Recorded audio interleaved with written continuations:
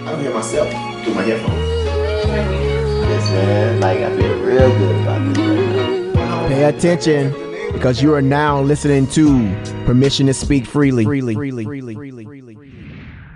Interesting story, man. You know, it started out like a normal day, you know, in the neighborhood. But then, man, my get this phone call, and it's like, hey, your daughter, you know, she was part of close contact, right? So, you know, she ain't going. She got to come get her. She ain't going to school, blah blah blah. But the crazy thing just happened a week before, also, right? And both times it happened, my daughter wasn't even in school. You know what I mean? During that time. So now it doesn't matter, because now the school is not taking care of this stuff. So now you got to call somebody else to kind of handle this issue. The school, one thing they know is, hey, she close contact. That's all they care about. Somebody else got to call them and tell them, hey, she's clear, right? Yeah. So that's a big ass hassle right there. So in order for her to get cleared, the first time was easy, because it was just like, hey, she wasn't in class because we was on a trip and, you know, going to Great Lakes or whatever. So it was easy. The second one, she just wasn't in class during that time. So we try to get it cleared. No, what happened? Then find out she needs her to get cleared. She needs her COVID card, right? The vaccination card. And guess what? My wife gave it to her one day. Now she don't know where it's at. Man, I'm so goddamn mad, boy, about this goddamn COVID card. But then, so now I have to go. Luckily, man, it was pretty good, man. I went to Camp Pennington up there, man. Well, that's where they got their shots. They got their vaccinations at, man. And man, it took me maybe 5 minutes. It was like 5 minutes out the freaking way, though, to go way up there to get it. But it wasn't a big deal, though, for me getting it, man. But at the same time, man, responsibilities, man. Like, good gracious, man. It's like, crazy. You know how important that COVID card is, man. We talked about this since day one on how important this thing is, man. Yeah. But what gets me, though, man, and just the fact that it's so nonchalant. I don't have it no more. Or I lost it. It's like no big deal.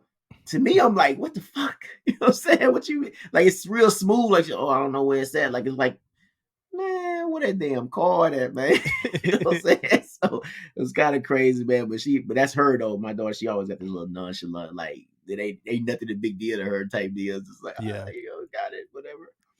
Yeah, man. But that's how my week started off, man.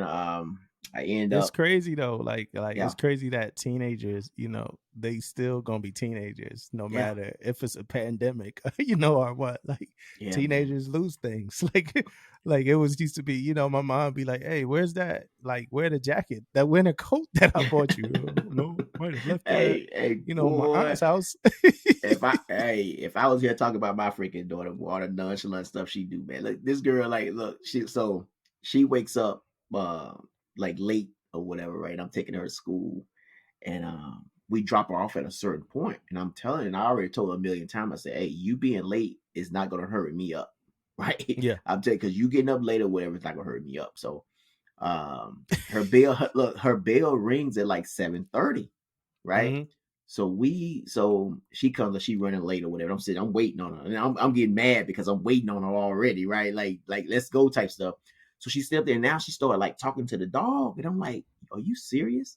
Right now, you're talking to this dog when you have like 5, and it takes us like maybe like 8-9 minutes to get to her school, right? And I drop her off, but I don't drop her off at the school. It's like a roundabout. You drop her off and she walks to her school, right?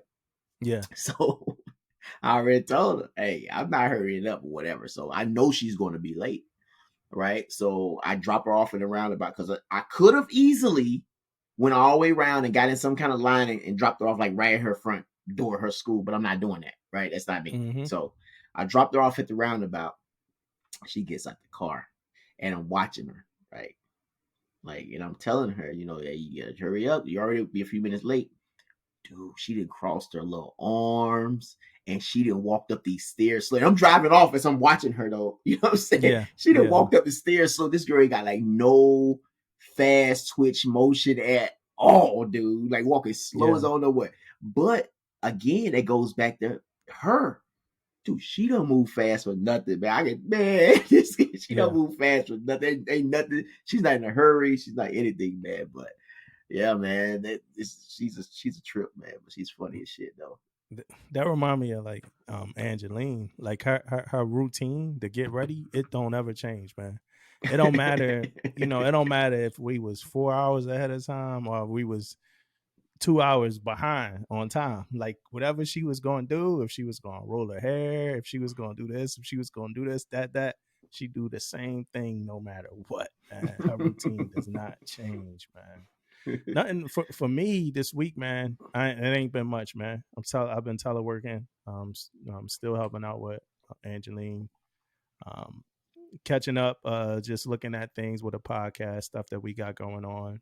If you didn't know, last week we was on an episode of Don't Give Up the Ship, which was a good episode. I had a good time. What'd you think? What'd you think great about episode, that time? Man. Great episode. Yeah. Great guy. Real good speaker too, man. The way his voice is like, yeah, he was good, man. I like being on that podcast. Pretty good, man. Yeah, man. I listened back to our episode from last week, and the funny thing is, because I just heard your phone vibrate. So the funny thing is, though, when I listened back to our episode from last week, somebody's phone was vibrating off the hook. That wasn't yours? So, nah, I don't think so. It could have been. It could have been. I don't know. I really don't know. I heard it a lot. I heard it too. But yeah, it was. Yeah. So if you're a listener, man, I apologize to the listeners who probably just thought it was their phone, like, because it, like, that's how it sounds like it's your phone. Because when I was, whether it was YouTube or I was listening to it, like on like Apple or somewhere, it just sounded like it was my phone. I'm like, oh man, like, why my phone? But that was during the podcast, so I apologize for you. We probably messed you up the whole time you was listening to it, man. But no, it's been a good week, man. Been a good week. 2022 starting off good for the podcast. Hopefully the listeners, y'all having good years so far. And again, like I always say, man, we appreciate your listenership. Yeah, man. We're gonna talk about that ranking a little bit, man. Like, we gotta. You don't want to talk about it, but regardless of talking about it or not, man, we thank you guys, man, and let's keep pushing, man. You guys, make sure you're sharing, make sure you're liking, man, and keep listening. In short, man. We moving up. I mean, in short, we kind of we moving up in a trajectory, and we starting to be seen. Yeah, Yeah. But that's for everybody. That's like for the listeners too. But just keep us honest. Continue to make, good suggestions, good comments. Let us know what we should be talking about. And if you know somebody that got a story, I don't think we ever say this, but if you know somebody that got a story or something like that and they want to share it, reach out. Tell them to reach out. Most definitely, man. Like, hey, 10, 15 minutes out of your day, if you got a great story, something you want to share with people so they can learn from, man, most definitely hit us up, man. That's a good point, man. Like, I know we do shows, man. We on here 2-3 hours or whatever doing a podcast. You don't have to be on here 2-3 hours, man. Come holler at us, man. Let us know. Get on here, tell your story, man. Yeah. You gotta be honest, though. You gotta be honest. Like, it's called Permission to Speak Freely for a reason. You know what I mean? So don't be shy. Yeah. Say what you gotta say, and don't be coming on here lying either, man. I'm gonna have to call your ass out. Yeah, and don't think just because it's like you're gonna be on an episode, man. Like, we're not interviewing everybody we know. You know what I mean? Like, we like, we're not just talking to anybody we know. Like, we love you to death. Like, don't hate us either. If you don't, it's like a story. You got something going on, stuff like that. And plus, we want to push young sailors, old sailors, whoever listening, civilians, whoever listening. We want to push that merch as well. Since we kind of plugging everything, we might as well plug the merch. PTSF merch. Go get some merch, man. If it's something you don't see, let us know. I mean, we making a merch, so just tell us, we can make it. Hey, so I was gonna get into this like some other time, man, but I might as well ask you now. Have you ever stood like 3-section duty? Yeah. How was it? 3-section shit is fucking horrible. Yeah. It's horrible, man. Like so you like on duty, you off 2 days and you're back on duty, man. That's crazy. But it's happening now, man. Like it's a lot more, especially on some of these smaller ships, man. It's happening a lot especially on some of the ships like short man and don't have that many people like LCS and stuff. And now short duty would be a real problem if I was on 3-6 and short duty. Oh, yeah, that's ugly. But yeah. On the ships out there, man, and the thing about it is, man, I know it's hard, but at the same time, man, you have to make sure, you know, you could defend the ship and all that type of stuff, man. It's a lot of qualifications out there, and so we got to make sure you got the right people on duty to handle their business when it need to be. If that's dropping down in sections, that's dropping down in sections, but you got to be safe out there. See, you know, my issue is this though, like, and well, before I get into that, it's a movie coming out where this dude, like he figured out a way to get his memories, right? He figured out a way to get like his work memories separated from like his at home memories, right? So every time he get on the elevator for work, his mind changes to where the like work is work, so he don't remember anything from at home at work. But then when he get back on that elevator and he leave his job, he don't remember anything from the job, you know, at home, right? Yeah. What'd you think about that? That's crazy. That's crazy right there. Now, somewhere in this preview, I forgot the name of the movie, man, but somewhere in this preview, it's like his friend from work, but it was like his best friend. That seemed like it was like his best friend at work. Something happened, like he got fired, and it's like a conspiracy and all that. I know this movie, I think it's a Ben Stiller movie or whatever. But I say all that to say this. Like my mind, like 3-section duty to me, it's like I'm never off duty, man. Yeah. Because like for me, it's like the day I get off duty, I still had to like be on the ship. Like I had to lead a ship. You know, my life, my mental is still on the ship. You know what I mean? Yeah. And then the day before my next duty day, my mental is kind of back to like knowing I got to go to sleep at a certain time. I got to be ready for my next duty day. So for me, I'm never like, honestly, like I'm never like mentally off. Like even on the weekends, like if I'm not on 3-section duty, like even on my week, like let's say you got Saturday duty. On Friday, you're not doing nothing too crazy. You know what I mean? Because on set now, not saying that like we just out here wanting to do crazy, you know, just out here wanting to do crazy stuff. But on Friday, we want to chill though. We want to relax and chill. Yeah. Maybe have a late night. You know, get some plum wine, man. Yeah, man. A little plum wine. You know what I'm saying? Yeah. Like nothing heavy, just plum wine. But like, you know, you really can't go too hard because on Saturday you got duty. Yeah. You know what I'm saying? And if you got duty on Saturday, that means you're on a ship Sunday morning. Like you gotta like Saturday night, you gotta go to sleep. You gotta wake up early again on Sunday, clean up or whatever, sweepers, muster, and all of that. And then for all them people that, well, that's a whole nother thing. So when you get off duty on Sunday, you got the rest of Sunday, and then you right back to work on Monday. Yeah. You know what I'm saying? So.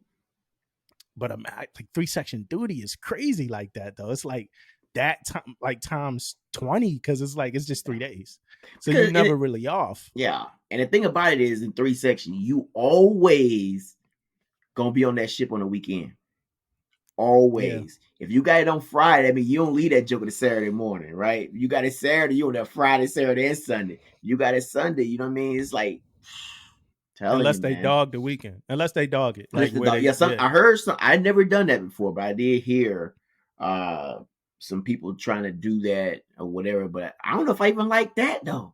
No, it ain't. I was on LCS. We did it both ways. The dog weekend, the thing that's not bad. I mean, but like you still only get 2 duty-free weekends, and then you right back on duty. Yeah.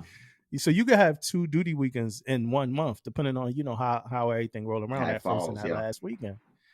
Yeah, man. But every day though, I don't know if I can handle that, dude. Like having duty. You know, dude. Let's have it do. Is that Friday, Saturday, and Sunday? Nah, it's normally 2 days. So it's Saturday and Sunday. It's normally Friday. Yeah, it's normally Saturday and Sunday. Yeah, it's normally Saturday and Sunday. Yeah, it's normally Saturday and Sunday. But I mean, Monday got to be an off day after that. Like you got to give me off. Yeah. You know what I'm saying? Like that. Like that's just how it should work. But it's funny because while we was talking about this, what I was thinking about was like when you get off duty on a Sunday. And I was saying, like, you know, we was talking about things we need to go into 2022 doing less of and more of, right? We need to go into 2022 getting that ship ready to get off duty, man. You know what I'm saying? On weekend duty days, on like a Sunday, Saturday, wake up, man. Make your rack. clean your berthing so you can get the hell up off that shit, man. Like, always a problem, man. Always like something. And then and look, world.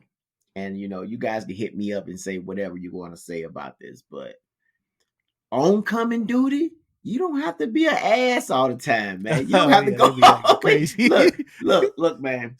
Because already they mad because they got duty, right? Yeah, so they mad. Divas. They divas. So they like divas. So they come on board the ship. They ready to go in, man.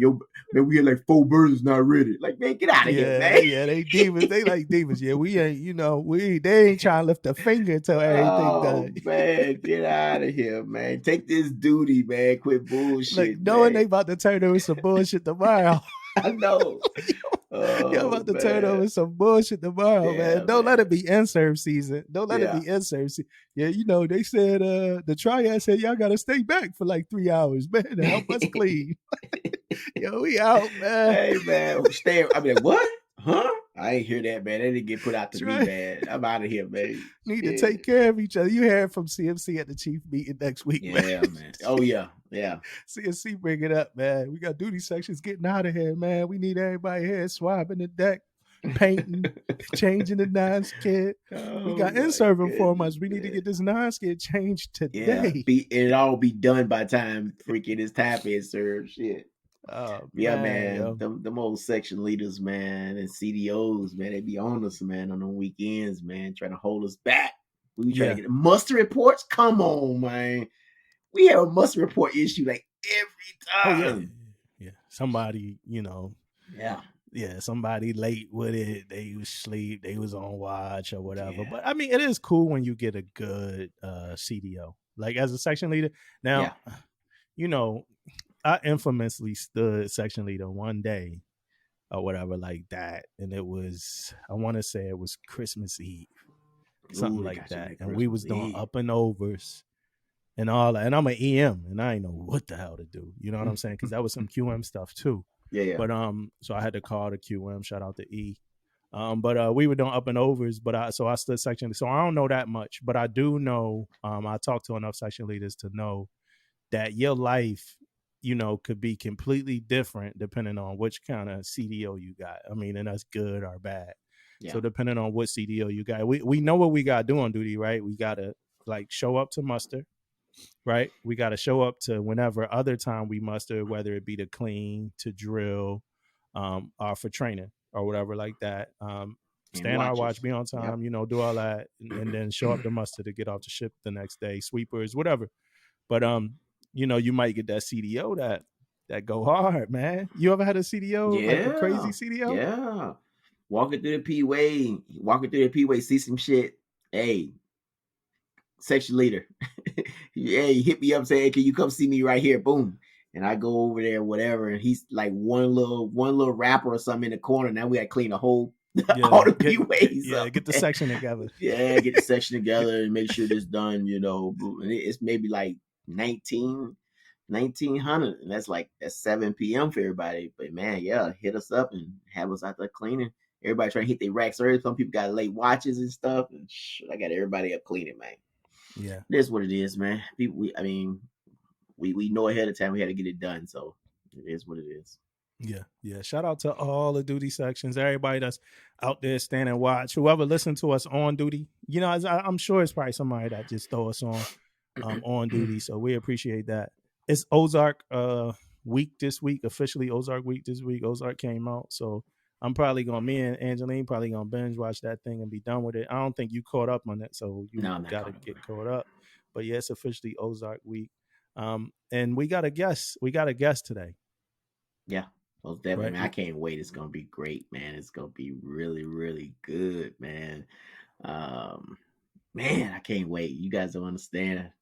It's gonna be a good episode, man. So you guys look forward to this. This is going to be good. I mean, they ain't really got to look forward because they're going to hear them. It's about to hear. Yeah. Of course. They're going to hear them in a couple minutes. But so we got a guest today, Command Climate Specialist, HMCM, Robert Flowers.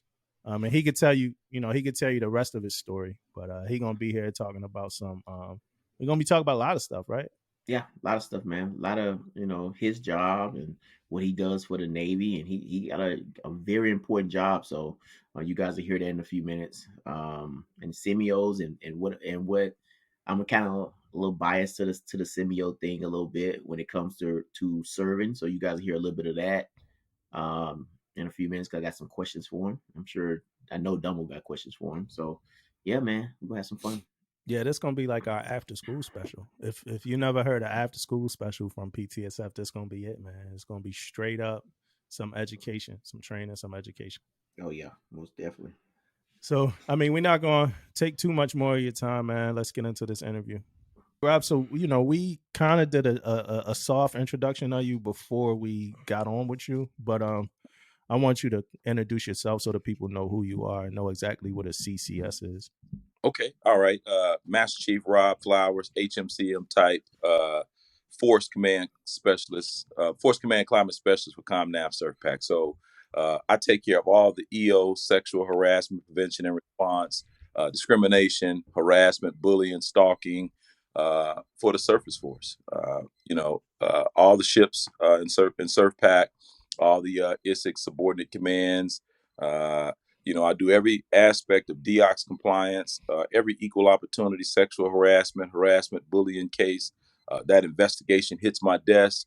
I'm reading it, making sure that it meets the intent of the instruction and providing those commanders a sufficiency review, advising triads, training command resilience teams.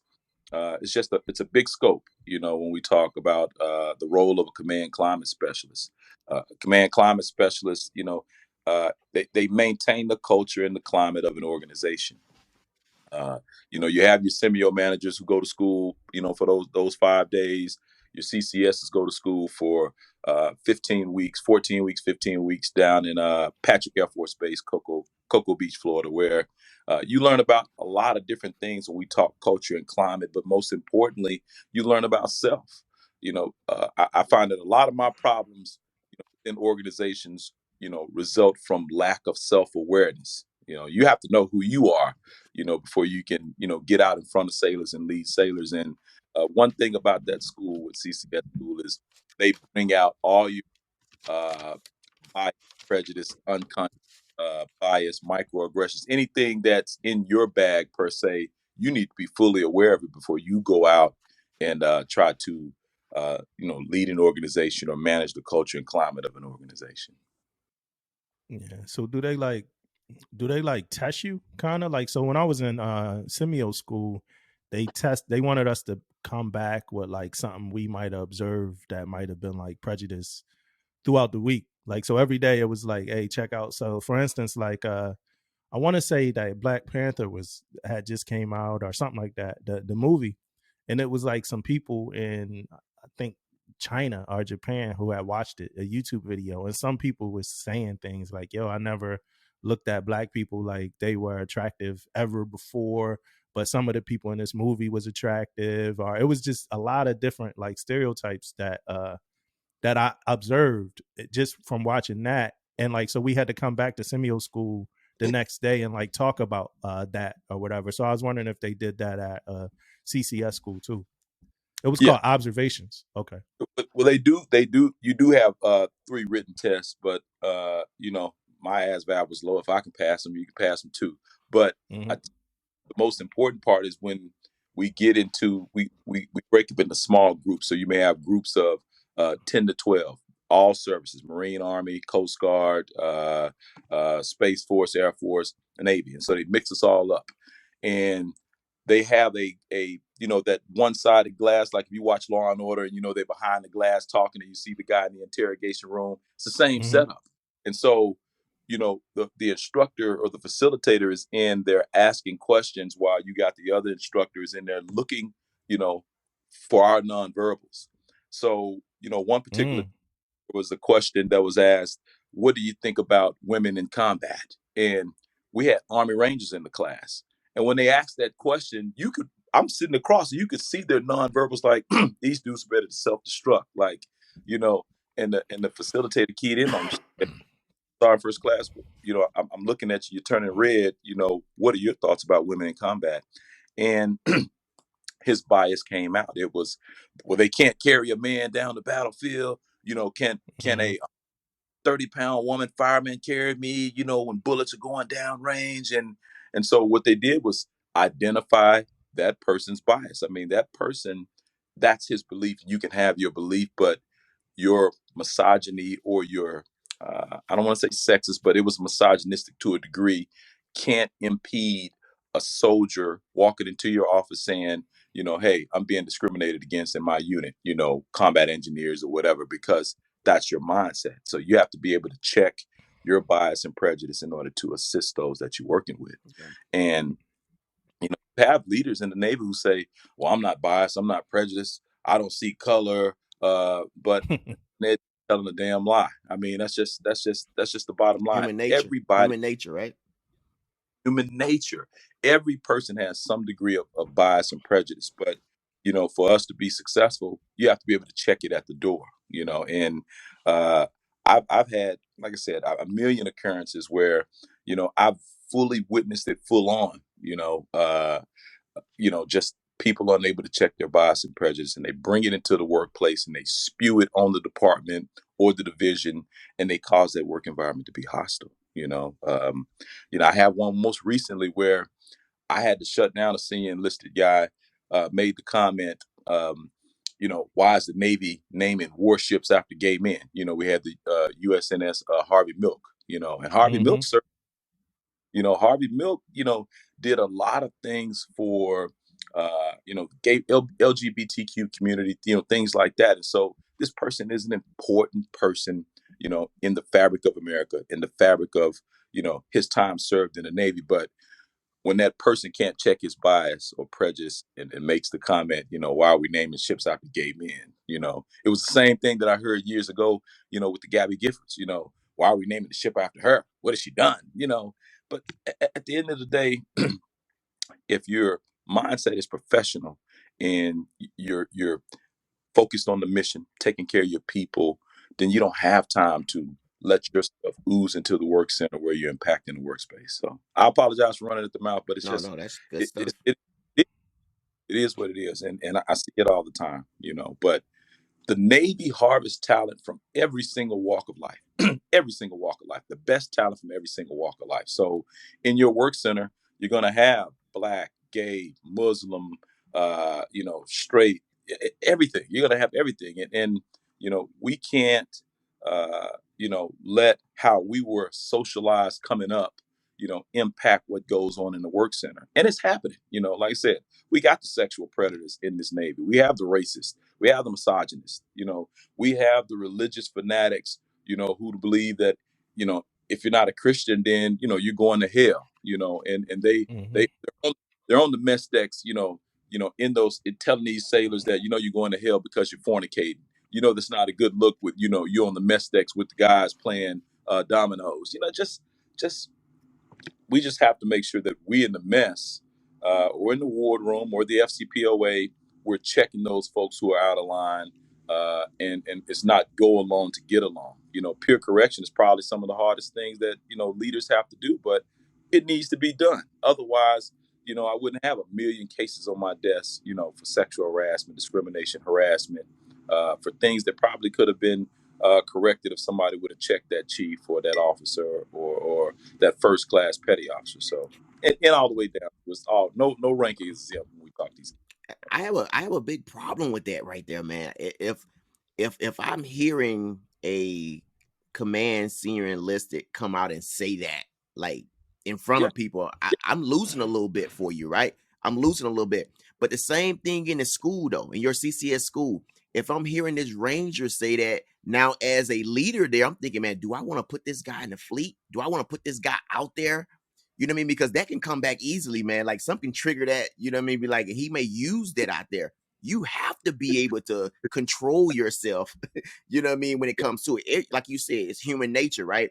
But I'm not finna come out there and be saying all this crazy stuff, though, because I know people are going to hear it. I know people are going to take whatever I say and take it, to another level. So I'm not going to be out there saying that stuff out like that. So that's crazy, man. Like for some, and you're right though, facial expressions and all that type of stuff, you can figure them out quickly. But at the end of the day, what I will say is that now he's been made aware that that's true. That's true. So a microaggression where we may have a person walk into the work center every morning, you know, and make a sexist joke, you know, or hey, I just slept with 8 women, or you know, hey, the DOD monthly observance is coming up this month. It's Black History Month. Are we going to have fried chicken and Kool-Aid? You know, these people that are rolling, that are unaware, that are aware, that lack of self-awareness. And so, you know, one tool that we use that would probably be good with any mess training is the Johari window, Johari window. I don't know if not, but this teaches, you can do this training in the mess, and it teaches that self-awareness. You know, what you know about me, what I know about myself, and then my blind spots, because we got blind spots in leadership that you don't even, that folks don't even, you know, would not even remotely think about it. So you kind of have to have that self-awareness training in order to be, you know, cognizant of the sailors that you lead, you know. And I know we've talked in the past where I was telling y'all about that USS Warship, you know, where you had the senior enlisted leader, you know, stand in front of those sailors and tell them, I'm not sending you to DRB. I'm going to put my knee on your neck for 8 minutes and 46 seconds. Okay. The sailors filed that complaint. And that investigation, because we're going to peel it back just a little bit. The sailors filed that complaint, but the investigation showed that this dude had but his entire time on board that ship, he was toxic.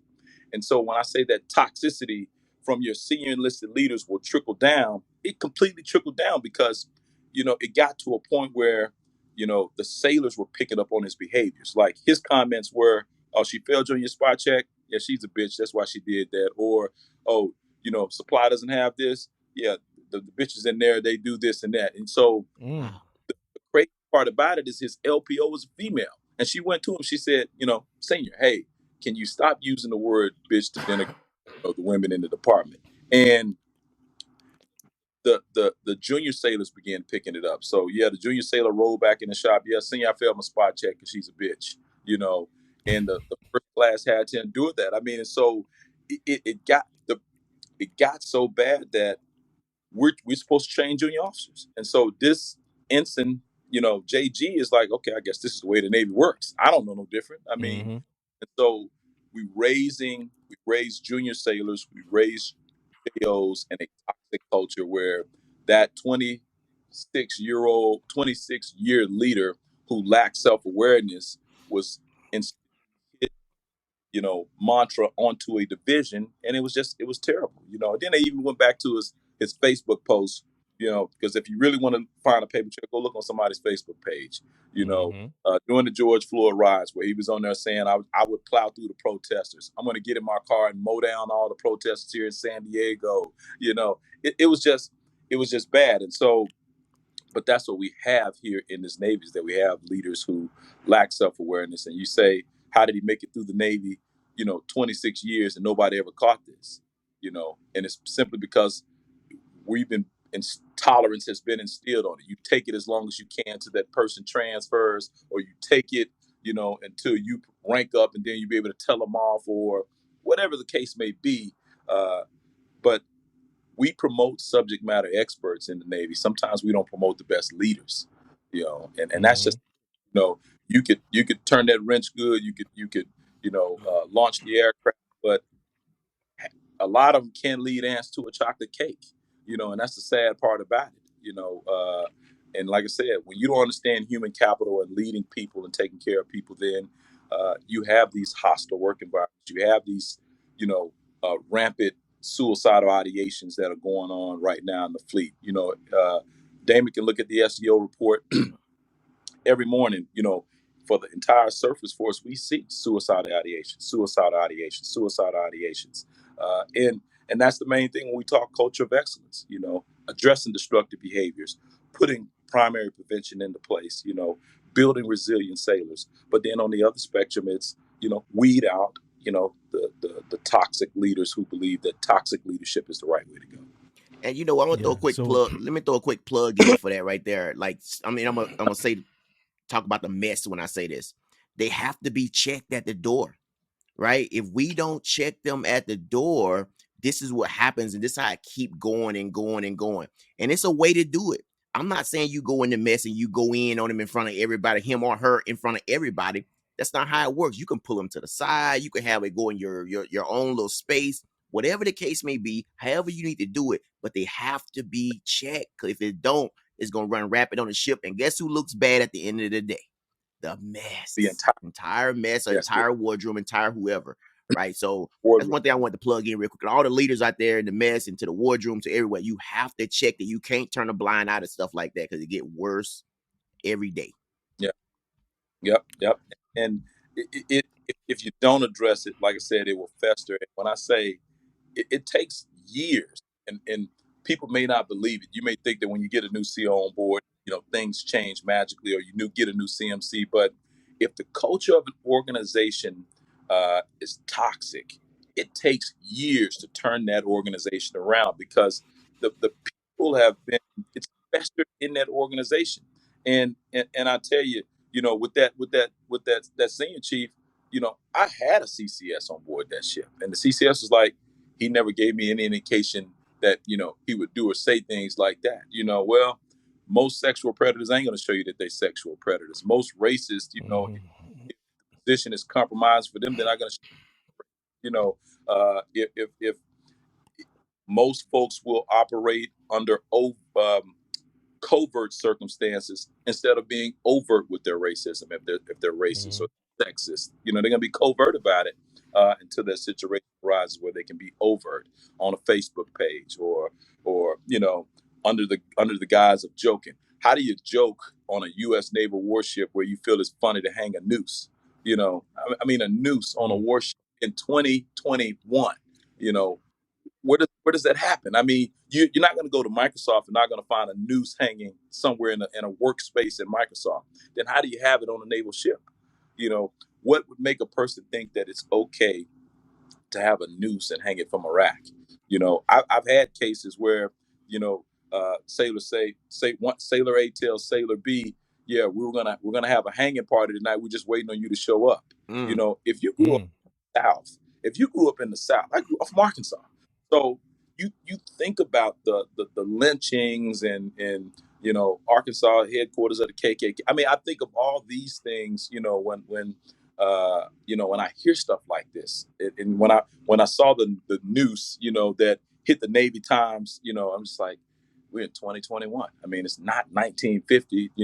We don't have to send out Z-grams. It's just you truly wonder. And you may have listeners who are saying, well, I only see blue and gold. Well, those listeners that say I only see blue and gold are part of the problem. When you don't recognize that your workspace, may have something different from a different walk of life, from different backgrounds, different experiences that can re-socialize you and make you better, then you're part of the problem. I hate when I hear that. I only see blue and gold. Well, yeah, it's not true. Papers go home.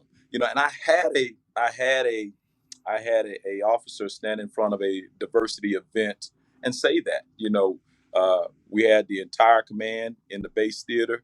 It was Native American History Month. California has a lot of local Native American tribes. We had speakers come in from these tribes.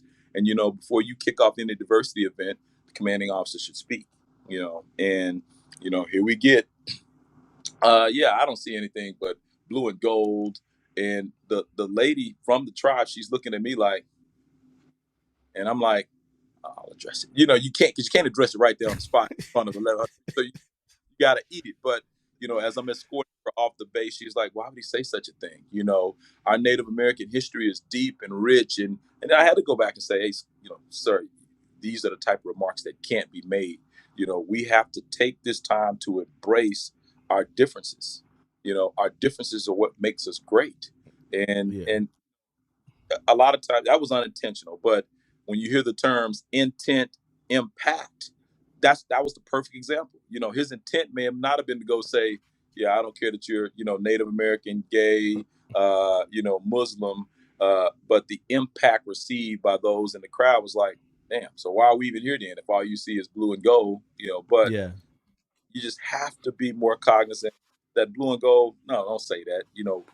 That's why I'm talking y'all to death. But that's why I'm a big proponent of the DoD monthly observances. The DoD monthly observances are important. And I've had CEOs say, "Can I mash them all into one and we just do one day only?" No, you can't. If every month we're gonna women.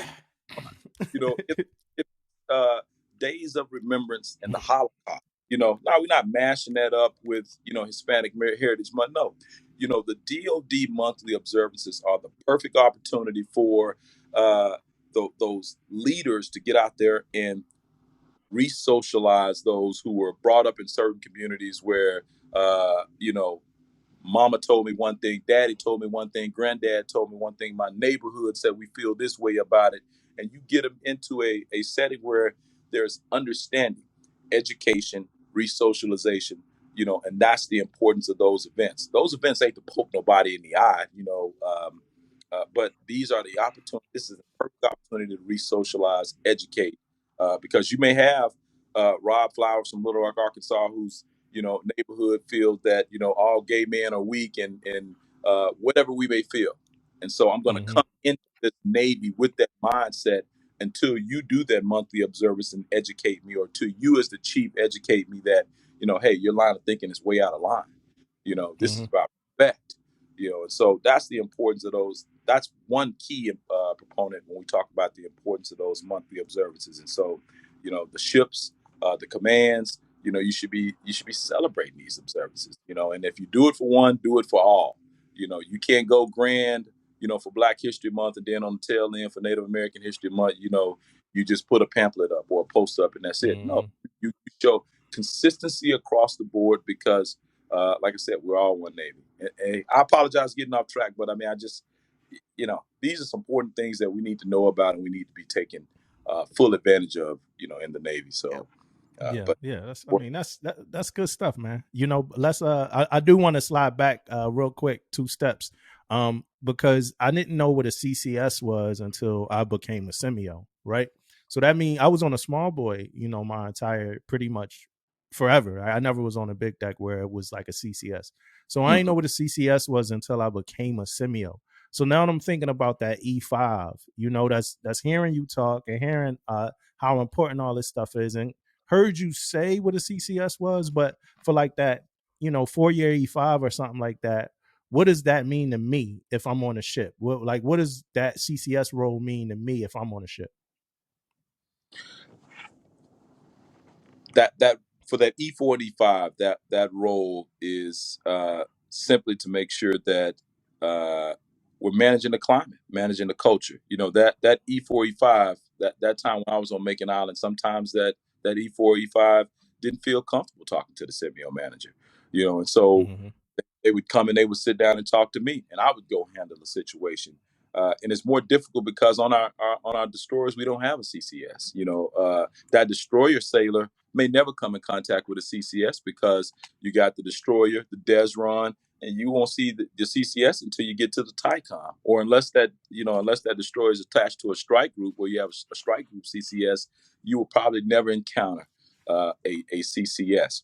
But for that E4, E5, the instruction tells us that the CCS is supposed to do a program inspection on board every ship every year. And CCS should also be on board doing listening sessions. After before the George Floyd incident occurred, Admiral Kitchener, Force Carson, myself, the Force DEI officer, SAPRO, we would go on board ships and we would conduct listening sessions with, E1 to E3. E4, E5, E6, War Room, Chief's Mess. And so we would get a lot of good information out of it, but it's difficult. And I think one thing is when we talk about it is resources, because we don't have enough CCSs. So the E4 and below may not ever see a CCS, but E6 and above are cognizant of what a CCS is and the program, because it's special programs. But for that E4 below, it may be difficult. It is difficult because, like I said, you could be on an LCS or destroyer. You never know who your CCS is. You may see the poster on the wall on the command, which lists your CCS and your semio, but unless you pick up that phone and contact me or contact one of my guys on the big decks or the base or the installation, you know, you're relying on that semio, and I'm gonna be pressing down on that semio to make sure everything is good too. So I hope I answered that question. Yeah. So if you're E1 through E4, E5 or whatever, or if you just don't know, what a CCS is, now you know. The semio also has somebody that they, outside of course the triad and stuff like that. The semio also has somebody that they answer to, that they have to submit, reports and stuff to, and also that they can get information from. So the semio is not like the standalone diversity, equity, inclusion, equal opportunity officer. Like they have somebody that they could go to as well. So don't think that when you're talking to your semio, everything is coming from the brain of the semio or something like that. First off, some of that stuff is coming from the instruction, right? Where everything should be coming from the instruction. But if your semio got questions, they got the CCS that they could go ahead and talk to. Damo, that's a good point. And I've had sailors who, like we used to say, the junior sailor network, one will tell 2, 4, 12, 36, 48, 72. And, I'll get phone calls from the ships where, sailors ask for advisement. They'll call me directly and ask for advisement. And I say, well, what do you say? And, in some instances, the semio is not sweeping it under the rug, but talking a sailor out of the door. This, and when I listen to the case, I'm like, this meets the intent of the EO instruction. Why wasn't a formal found? My chief essentially told me to suck it up. My senior chief told me to suck it up. The lieutenant said, maybe I need to go back and try to handle this at the lowest level and work it out on my own. It sounds easy. We can speak from a position of comfort and say that. But, I had senior leader on board ship, right after the George Floyd incident, telling junior sailor who's at cleaning stations, it's really y'all tearing up your own community. Why are y'all getting upset about it? George Floyd was on drugs, so why are your people tearing up the neighborhoods and things like that? So E3 is not going to challenge E8, E9, E7, and it the sailor, had to muster up enough courage to reach out outside the lifelines of the ship, and all I did was just press down. I went through the ISIC and said, hey, there's an allegation of this going on. Needed looked into, and I need to report back so I can brief my leadership. And so you're right that maybe that's something that you helped me with, Damo, Damien, that maybe I do need to get out, maybe put some cards and flyers out, aside from just the standard EO poster that lists the CCS and the semio. But like I said, when the issue is bad enough, and I've found that when it's bad enough, sailors will find a way to reach me. Like I said, my cell phone is on my signal block, and I my work center will say, you're crazy for doing that. And I get a million phone calls, Japan, Hawaii, Pac Northwest. Because that's my purview. So if I'm getting woke up at dark 30, for a ship that's, sailing through Fifth Fleet, then I'm gonna get up and answer the phone. I have to, and I just, hope that my relief, has the same burning passion and desire, for the program that I do. So what's crazy about that though, man, and semios shouldn't do this, but I think like in that scenario that you just said, I think some of the semios, I think they thinking about the seller that they talking to, right? And I don't think as a semio you should ever do this, right? But let's say that seller got a history of like doing something, it's like so when you get the story from the seller, that's all you get is the singular story, so you could judge it just based off of that story. But these semios already got like preconceived notions about the seller because maybe they've been a DRB before, they've been late before, they had an issue in the P-way. And it's like, I think that kind of hoses up a lot of semios and a lot of leaders, period, in doing their job because they considering a whole bunch of other shit that the seller might have done before. So they not judging this, one scenario the same. So now you get the unfair treatment where they got to call you. I honestly think that's happening a whole lot. It is. And it goes back to the semio though. I had a semio, call and say, hey, we're getting ready to release a message on a formal case. And I said, okay, before you launch that out there, I need to see the /2, the 5354/2, or I need you to read me the statement from the sailor so I can hear it. And keep in mind, when a sailor, makes a statement, or a sailor calls me with a statement, I'm not instantly saying that the commander is guilty or the person is guilty, but at the end, you have to address every allegation. If there's allegations, you're going to have to address the allegation. But the Semio told me, yeah, I've looked at it, and with my law enforcement background, I can tell you this is probably true. And I said, what? Okay, and so it's when you're a sailor, when we just talk about that E3, E4, who doesn't know what a CCS is, when they encounter leadership like that, where a person is already signed, sealed, and delivered, the judge, jury, executioner on a case, it takes away from, the effectiveness of the program.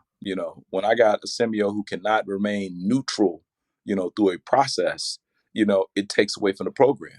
And part of the 5354/3, the sufficiency review that I have to give back to that CO before he substantiates or unsubstantiates a case, is there's a line of questioning that asks, is the complainant being investigated, vice the alleged offender? Because a lot of times in an investigation, we'll have that investigating officer say, well, Seaman Smokatelli is a dirtbag anyway. He's never had time on work. He's, historically late. And so they will use these things to, minimize a sailor's allegation of wrongdoing, maltreatment, harassment, or discrimination, which you're not supposed to do. Your investigating officer is supposed to address the allegations, not, look at a person's work history. This is not character defamation. I mean, this is not Law and Order. You ain't Johnny Cochran. I mean, we need you to investigate the allegations and not, try to make a person's case or allegations, just seems like just more snot bubbling. It may be, but at the end of the day, you have a duty to address the allegations. Yeah, man, this right here made exactly right. This made my case right here, man. This whole story right here made my case when it comes to being on board a ship. First, I wanted to say though, if you have a sailor going through something, you're not sure about something, you don't push that nowhere, man. You go to the CMC, then the CMC probably gonna tell your ass, have you talked to the CCS? You know what I mean? And that's how you kind of like figure it out. You don't just push it to the side, right? That's one. But then it goes back to my point about I don't think Semio should be on board the ships. You know what I mean? Okay. So now, because now you have no bias, right? You have no conflict of interest. You have nothing. Someone's get a case, sends it out to the Semio, like on shore or wherever the Semio or CCS or whoever. They come on board non-biased. They don't know this sailor from that sailor or that person from that person. And I think they can make a good judgment on the situation and what's going on, right? Because I know for a fact, man, there's some cases out there that I know people look at, oh man, my Manning ain't looking too good. You know what I mean? Yeah. Let me go talk to some people right now, or whatever the case may be, man. I can see that happening out there. I can see, not saying it's happening like they don't push it forward, but I can see that thought process though. You know what I mean? That thought process right there can cloud your judgment on what you need to be doing. Damien, it is happening. It is happening out there. And I know we tired of me going back to that case with the toxic work environment, the senior chief. But when we talk about the EO instruction, prior to the revision was written so poorly that it said COs have a wide array of administrative actions they can take.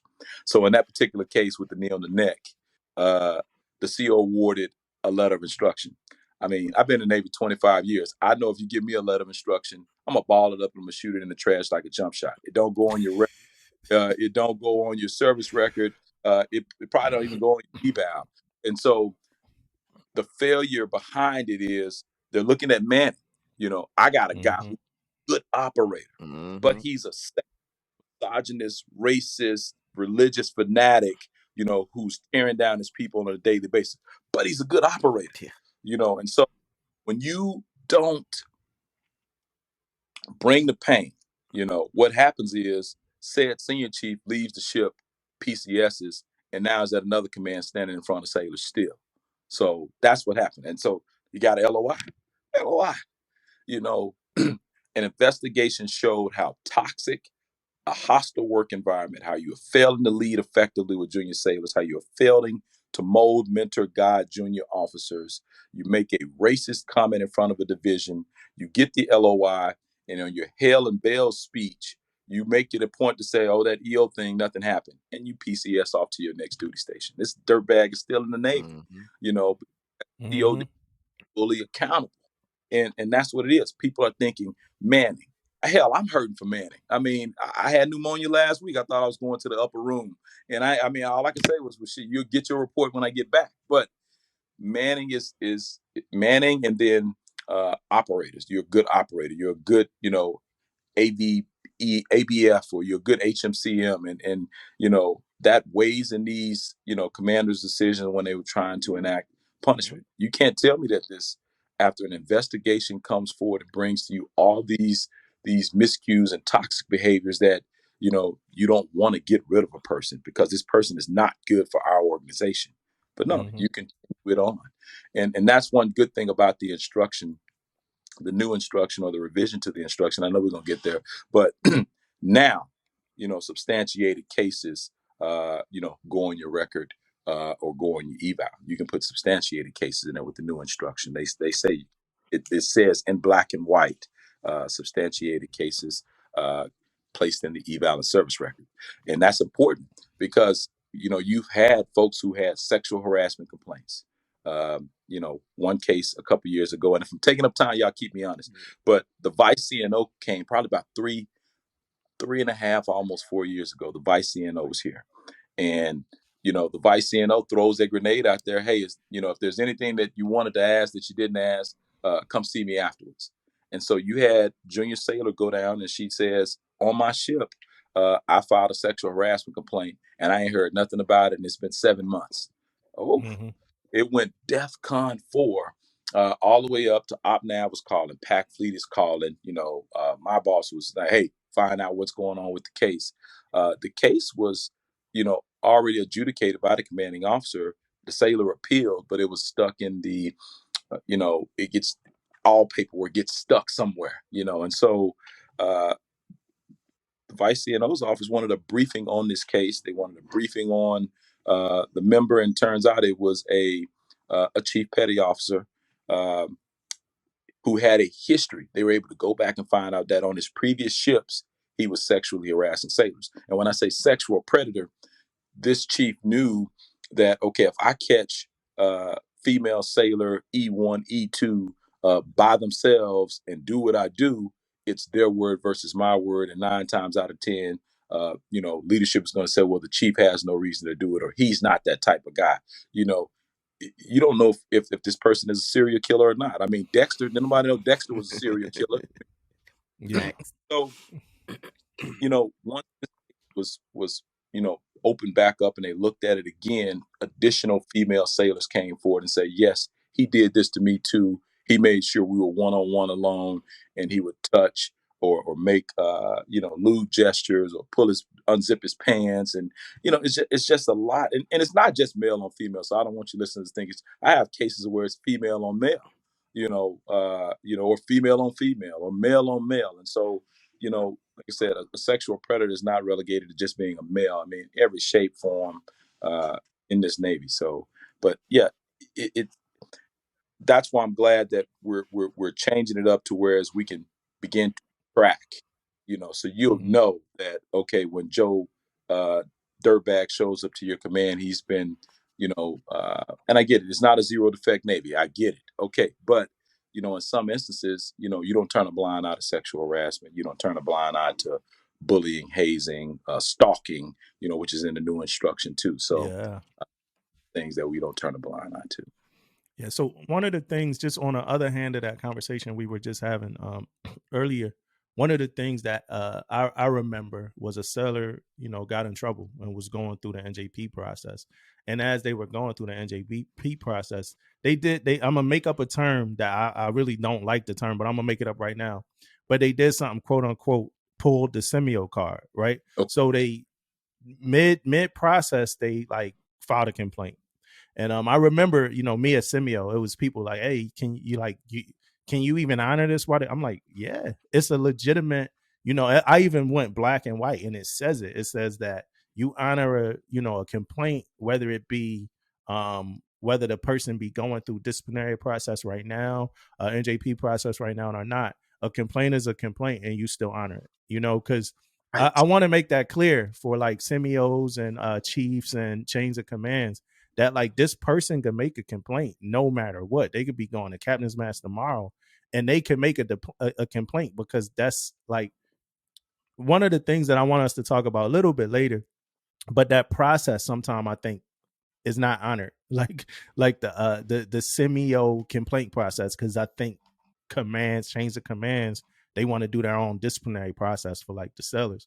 But the seller, it's its own process, and it's supposed to be protected. It's supposed to be honored and respected, so that can happen no matter what. You know what I'm saying? So just because a seller going through something, that don't mean that they didn't experience something that had to do with equal opportunity. And I'm glad we getting into like human factors now. Yeah. Because human factors tie into like things like that. I don't want to go to, we're going to get into it in a minute. So I'm going to go to my next question for you. You talked a little bit about it earlier, that it's a special program. But I want to know exactly like just the process of how to become a CCS. Okay. I get a phone call. Hey, I'm interested in the CCS program. And I tell the sailor first off, I said, the first thing you got to do, the first thing and most important thing you got to do is call your detailer and see if that your detailer is willing to release you. The ITs, I don't think I've ever seen an IT CCS, because the ITs are like, no, I'm keeping my bodies, and so once you get that release from your detailer, then we can start the process. We'll have you fill out a 1306. You'll sit down with me, or you'll sit down with any CCS, and you'll do a interview.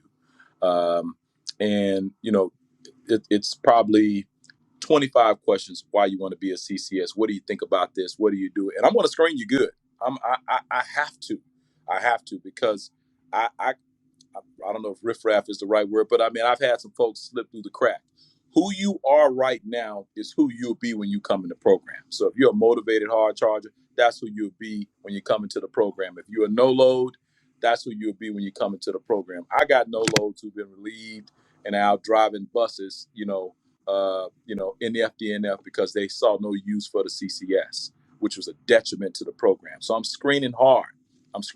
So like I said, release from your detailer, 1306, interview with me, and then, you'll sit down with your detailer, the special programs detailer. At current time, it's YNC Marisha Robinson down there in Millington, 901-874-3862. Pick up the phone, give a call. I'm interested. And she'll tell you what she needs from you. What I just told you is what you need but you can talk to her about billets and things like that, and she'll tell you, where she needs a CCS the most. Some people come into the program for the wrong reasons, to stay in a location. They don't want to do their job in rate.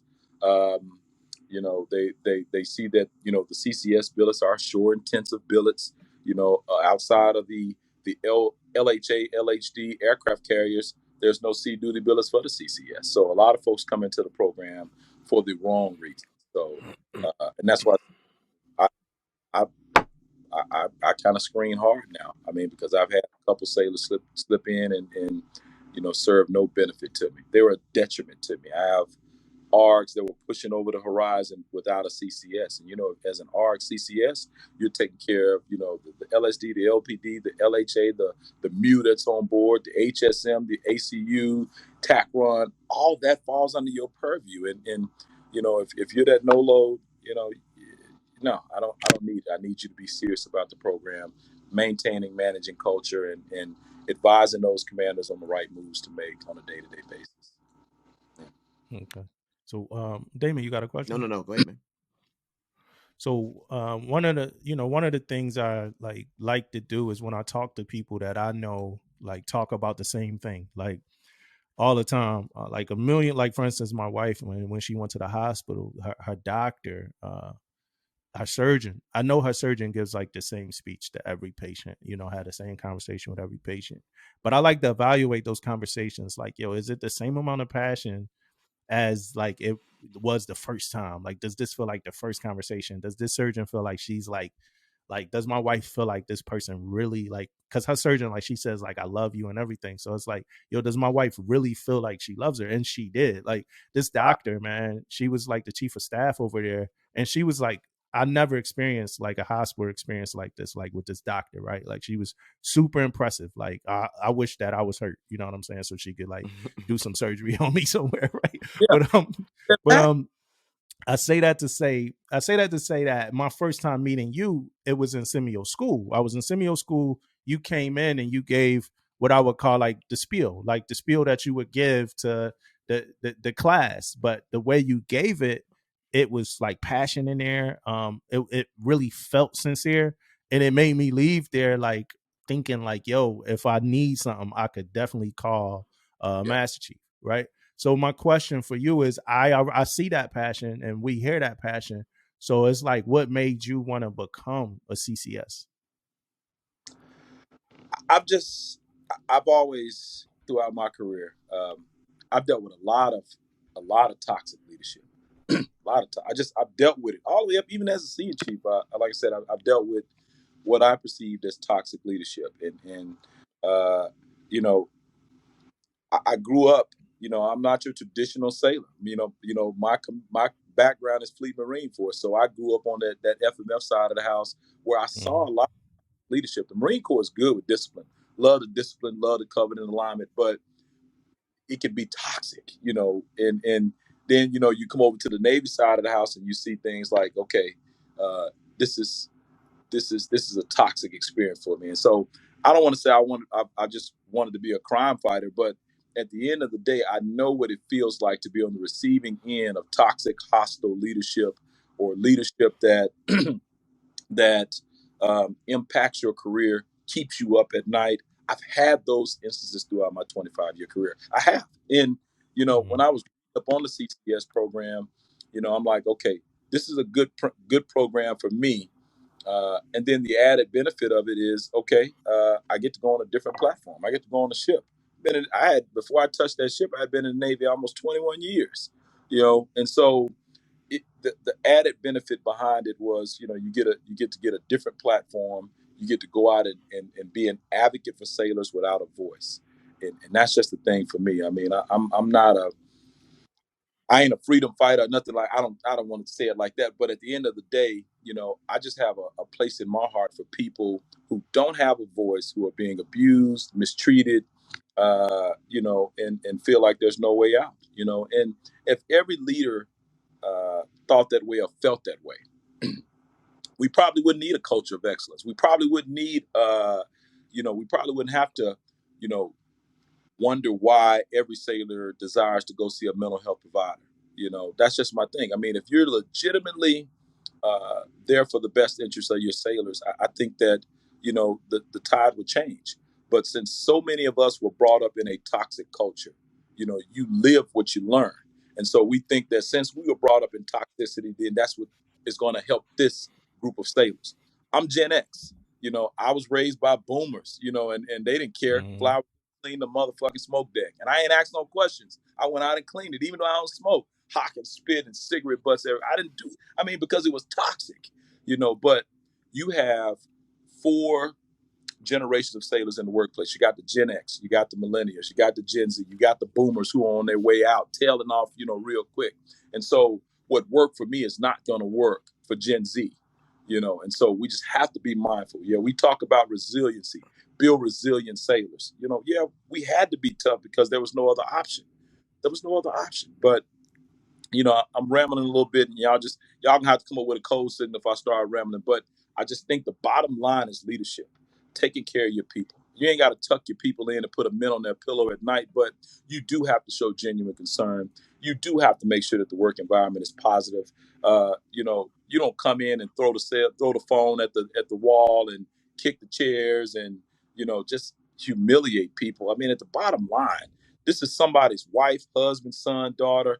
And if you treat people with respect will they're going to give it back. I want my people not to feel that I'm leading and making them fear me. If you fear me, then that's bad.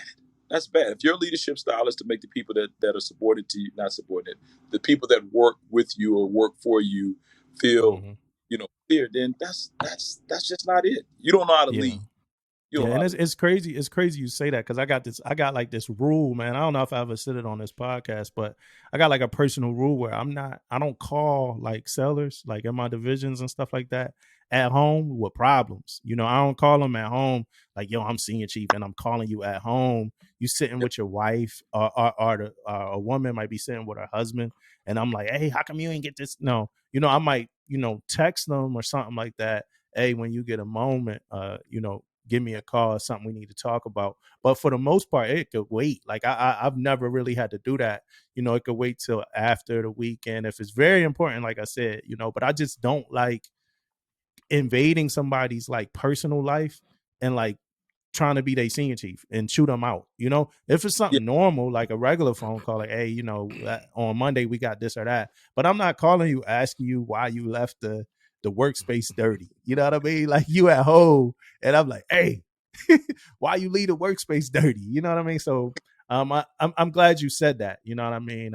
And I like my early temperament, like going in as a chief is a lot different than my temperament now. I get a lot of sellers like, hey, senior, why you so calm? And I think all my like frustrations and anger, I think I exuded it. You know what I mean?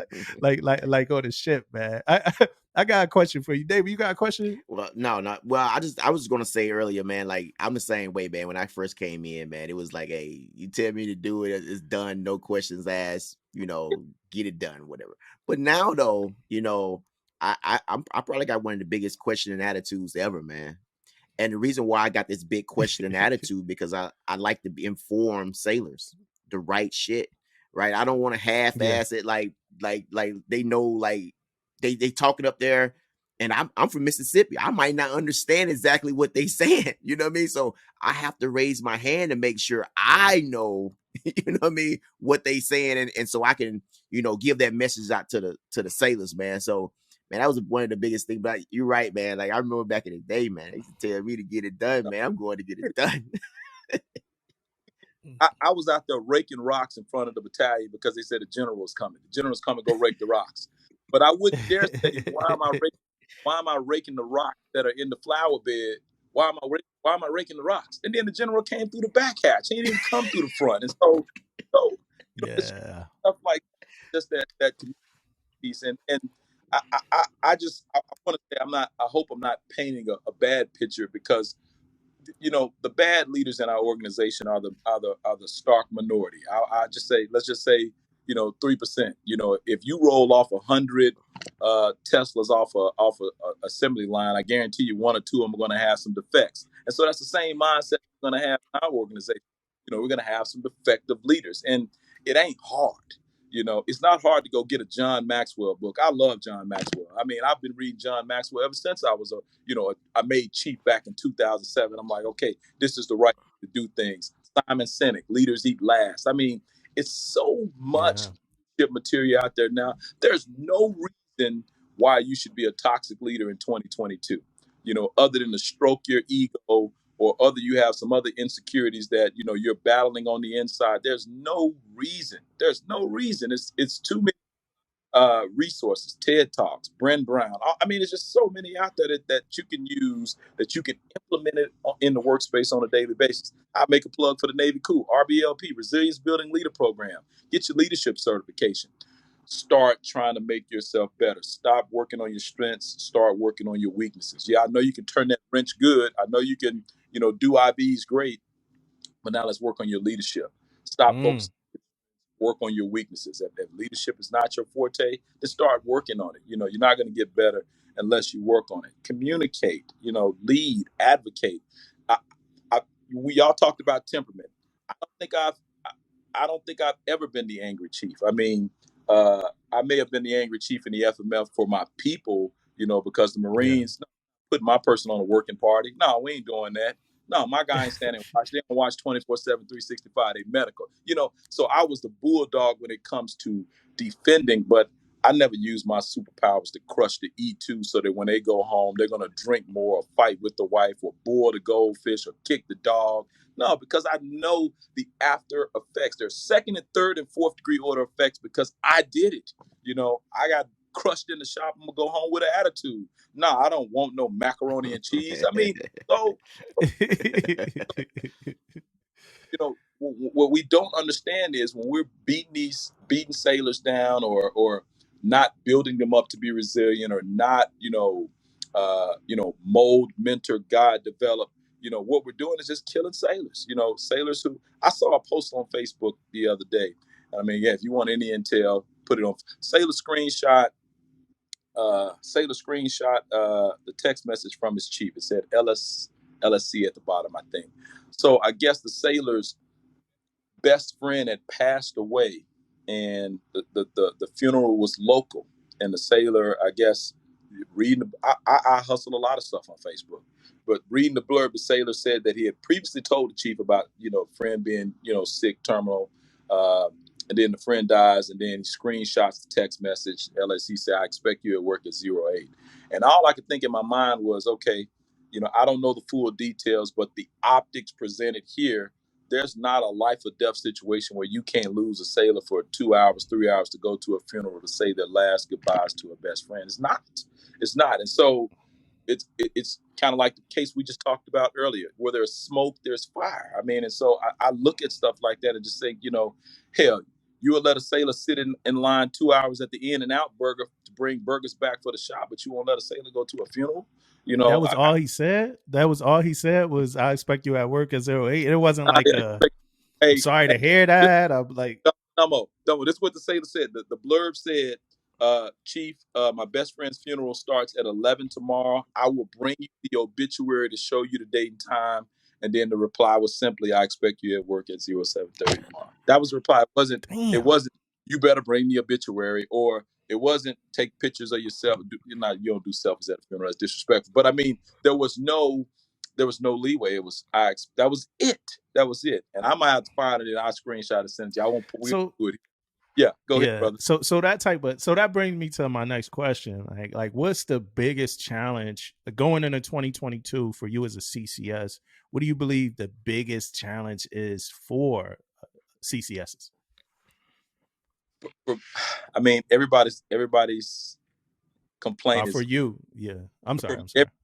Manning, but for me, it's Manning. I just think, I just think the way we're structured is completely incorrect. And these are not in any order, because I don't want you to think that the other stuff I'll talk about is not as important. But the Manning structure, how we're set up, I would rather have like Damo, like Damon said, give me a hub full of CCSs to work out of my office, and I can push them out with a deploying ARG, or I can say, hey, you go take care of, ESG3 and all their ships, and you go take care of this DES run, the LCS run. So I got a CCS on board, an LHD and an LHA, but I don't have a CCS, like you mentioned, at the DES run or the LCS run, or Surf Dev run. There's no CCS there.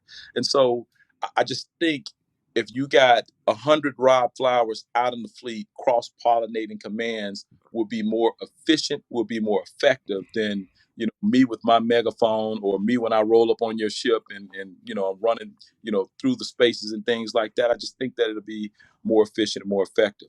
Accountability. I just think that, like I spoke earlier, if we're not going to fully hold people accountable, then you're going to lose your people. I mean, those sailors on board that ship, they lost faith in that EO program, because through the underground network, they found out what the punishment was, an LOI.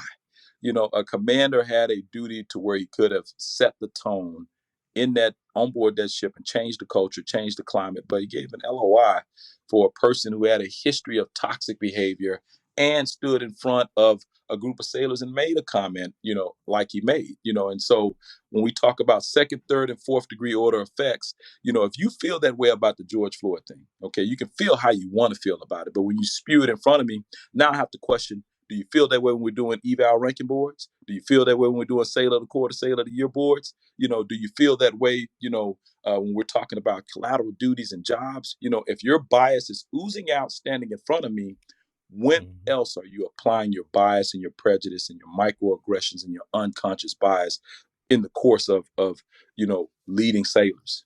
So Manning is one, like I said, Manning, resources. 2, proper accountability.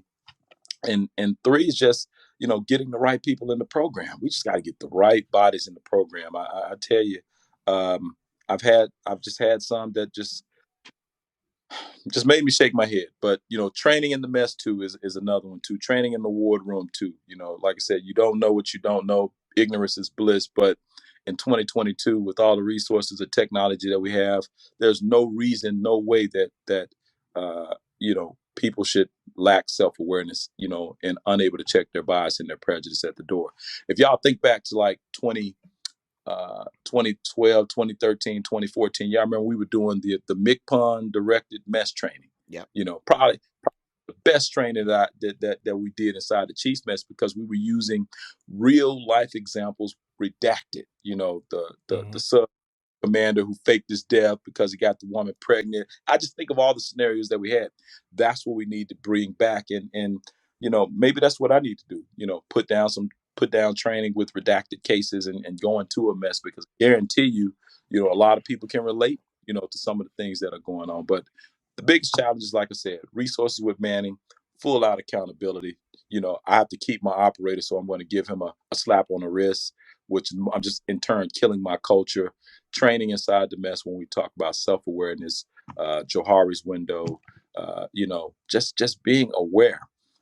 And I just think that awareness piece is important, because you can't lead if you're not aware of who you are. If you can't keep, in the schoolhouse we call it, keep it in a bag, keep your bias and prejudice in a bag. And we got chiefs who can't do it. Perfect example, 30-second C story, and I know I'm talking you to death, but I had the glass committee. Y'all familiar with the Glass Association? Yes, I think in SEA, I think we talked about it. Yes, gay, lesbian, and supporting sailors. So we had a glass committee at the command, and this was on deployment, leading up to Christmas Eve. And so, you got the private organizations on the ship that do fundraisers. Every private organization fundraises, Chiefs Mess, War Room, you do your fundraising. But the Glass organization wanted to fundraise so that they can walk in the San Diego Pride Parade. And the fundraiser that we came up with was called karaoke. So, it was Christmas time of year, you bid on Master Chief Flowers to get up and sing "I'm Too Sexy for My Shirt" or whatever, because that's what I sang. House. But, we couldn't get, their job was to, not police, but their job was to solicit, the blue shirts. I was in the mess. Hey, hey, Damon, can I get you to help out with this event? Sign up and the sailors bid on you. And you'd be surprised the number of chiefs that I got that just says, I don't support that lifestyle. Not I don't want to participate in the event. I don't support that lifestyle. No, I ain't doing that. Bleep, bleep, bleep. And I'm like, well, my religious beliefs won't allow me to do that. And so I got angry. And I typically don't like to get angry about, a person's personal choice. It's your personal choice. But when you tell me I don't support that lifestyle, my religious beliefs, so how are you leading that sailor in your work center? How? How are you leading the sailor in your work center without bias or prejudice? If it's your religion, you're telling me you're walking around sin free. I mean, you're telling me one sin is worse than the other. I mean, it blew my mind. It blew my mind, because I'm like, man, this is some hypocritical shit. I mean, you got to be kidding that you don't support their lifestyle. What does that mean? Why do you care who a person loves? Love is love. Why do you care what person loves another person? And so, but at the end of the day, and like I said, you can overcome toxic leadership. You can overcome any situation. Those sailors stayed on it. And, I tell you, they raised, so much money. And even those hypocrites and haters, and I'm going to call them that because that's what I feel, they were out there on the mess decks, having a good time. And I'm looking at them with the side eye like, you ain't even want to participate. Go sit in the ship line, something like that. But, it was a successful event. They raised thousands of dollars, and they represented the command in the Pride Parade, because like I said, I mean, lead your sailors. It's not your choice, we don't check your bias and prejudice at the door. For me, I ain't going to even ramble 45 more minutes, but check your bias and prejudice at the door. And like I said, these leaders, their bias and their prejudice was in full display. full display. So, you just gotta have that self-awareness and have that self-awareness training inside your Chiefs mess too. The jokes, hey, I love you, brother, no homo. You can't say that. Yeah, right. What makes you think you can say that? Yeah. And so, we just got to have that self-awareness piece. Get me back on track, Damo Damon. I can talk. I want to touch on that days, personal thing again, man. Like personal, people taking things personal. Yeah. I remember being in the ranking board. I'm sure Dumb will remember this. Is that we get in the ranking board and we are in here fighting for sailors that we know that this sailor is better than, right? So I'm reading this. I understand people taking care of their sailors and they want their sailors to be number one and number two or whatever the case be. But this sailor is number one. So why are you trying to put your sailor above this sailor, right? That's personal to me. This sailor got A, B, C, D, whatever the case may be. They number one. But this guy or girl in here just going in. This sailor ain't better than that sailor, man. You know what I mean? Take the personal shit out of it, man. Take the personal shit out. Bro. And that's that likership I'm talking about, because you ain't leading. You want to be liked. Yeah. And so you want to go back, and beat your chest that you made this person number one. And in reality, this person ain't ready to be a chief, no more than anybody else, and that's the problem, that leadership and likership. You want to be liked so bad that you will shine and polish a turd and try to push a turd up to the top. And I don't mean to be disrespectful when I say that, but at the end of the day, it's get the best sailor possible and not have a dog in a hunt when you're going into these ranking boards. I mean, and I've sat a couple selection boards, and I've sat selection boards and then come out and I've seen sailors that, you don't remember the stuff. You're not supposed to remember this. Okay, I get it. But, what you know. You know what you see. And like, we have the problem in commands that we promote paper tiger. Look good on paper, but can't lead kids to a playground or ants to a chocolate cake. But you're promote this superstar to chief now. If there's only one, select press 100 now. And it's just the paper tiger mentality. Yeah. And a lot of the toxic leaders will grow and make other toxic leaders. And so that's going to be the number one guy that they fight for. But yeah, just that personal dog in the hunt, just so you go back and beat your chest and no, promote the best sailor possible. And I've chaired ranking boards, and you're not going to bring in any information, and you ain't going to wait to the ranking board to punish a sailor. You punish, if there's an issue with a sailor, you better talk about it in the midterm, or you better talk about it leading up. You're not going to get to a ranking board and talk about, well, they did this, they did that. Okay, did you put it on paper? It's hearsay. Get that trash out of here. But that's a little off topic. But that's what it is. Take the personal out. Lead. You ain't got to be liked to lead. But you can be passionate.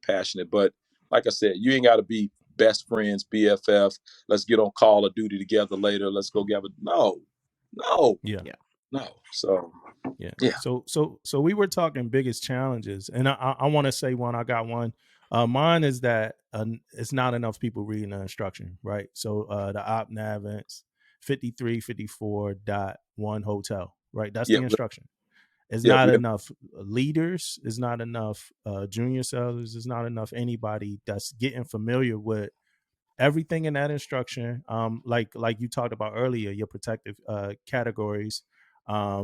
It's not enough people getting in and familiar with the processes for formal or anonymous or informal complaint processes and everything that goes into it. It's new stuff now, but it's just not enough people. So I mean, even for me as a semio, like the first thing that I would say to people after, we talk, I'm like, hey, do you know this instruction? Nah. And it officer, more than anything, I'll be like, hey, like read the different processes. Because like I know, like a lot of times a semio will have to actually read the categories and be like, yo, does it fall under this? Does it fall under this? Does it fall under this? And if it don't fall under none of these, then this is not something that you need this process for. Because a lot of sellers they had an issue with Chief. You know what I mean? Like, yo, I was late. You know, Chief got in my ass a little bit more than before. This the fourth time I was late. This the fourth time he got in my ass like that. I'm filing a semio complaint. I'm like, well, is he discriminating against you due to your race? Nah. Gender? Nah. Like, it's, so, you know, so it's like, but it's not enough people like reading that instruction. So that's mine. I just think not enough people reading that instruction. That's a very good point, bro. I had like I said, I think it was 3 months ago. I had one of the ship semios call and just say, who do we assign as a advocate in a sexual harassment case, or who can we assign as an advocate? And I'm like, what? We 2016. It was 2016 was the last time the instruction said you do advocates, and that was the old instruction that talked about red light behavior, green light behavior, yellow light behavior. That was the old instruction. And so if the semio is not in tune with instruction, then what else is going on? I'm just like, advocates, are you kidding me? So that instruction piece, you're absolutely right. It is very important. And the good thing, I'm going to just say it's a good thing with the new instruction and the new equal opportunity form. I pushed it out this week. Was we've included bullying, hazing, like I said, stalking, and so the new form has all of that. And so whereas we were hard on the protected categories, but if the chief rolling in the shop every morning and I am let's just say for instructional purpose, I'm a gay male, and the chief rolls in every morning and humiliates me, puts honey bun on my desk, shut your gay ass up, Flowers, or Flowers, you got some nice smelling body spray. Just the continual bullying and harassment that some people face in the workshop. They can file a complaint now. And so I think that's the good thing about the new instruction. It is a little more, a wider spectrum, whereas we can address the issues in the workplace. Because, I would get a call from Semio, hey, is bullying, where do I put bullying on the form? And then, we'd have to say, okay, well, that's going to be more along the legal channels, hostile work environment things. Yeah. Now, hostile work environment. Yep. All that's on the form. And like I said, it just boils down to self-awareness, leadership, and you'll be fine. But like I said, when you get too loose in a workspace, the only people who suffer are the people that you lead, and they wonder why every morning when we look at that SDO report, it's just like, man, suicide ideations is, the tally is just, outrageous. It gets to a point, and I'm not saying that 100% of them are legitimate, and I'm not saying that them are not legitimate, but when you get to a point where you say, I want to end my life, or I'm thinking about ending my life based on the things that are going on in the work center, then you have to give credence to it. That's too much. Yeah, that's too much, man. To want to end your life based on something happening at work. That's too much happening at work. Yeah. Like, we need to figure this out. That's too much. I got a question. What's up, man? I got I know we're talking about the instruction right now, man, but I'm about to hit the world. I'm about to shell shock the world real quick about the instruction, right? One thing you guys may not know, and Damo knows this already. It's a freaking flow chart, right? I know Damo and talked about flow charts before. You know what I mean? I want you guys to know it's a flow chart for the semio also in the CCS. And it starts out, submit a formal complaint. The next thing, 24 hours, it provide to the commander, and it goes on and on and on. So it's a flow chart to that also. Just like fuel and just like oil, just like everything. It's a flow chart, man. Oh, they made that flow chart for, Rob Flowers with the ASVAB in the 30s. I mean, you can't mess this up. I mean, you can't mess it up, and there shouldn't be a question. It tells you step by step what to do for an informal, a formal harassment, sexual harassment. I mean, you it up, and the procedural compliance piece is important. Sailors, they want to know that how the process goes. Like you said, when Damo said everybody should be reading the instruction, you should, so you'll know how the process works.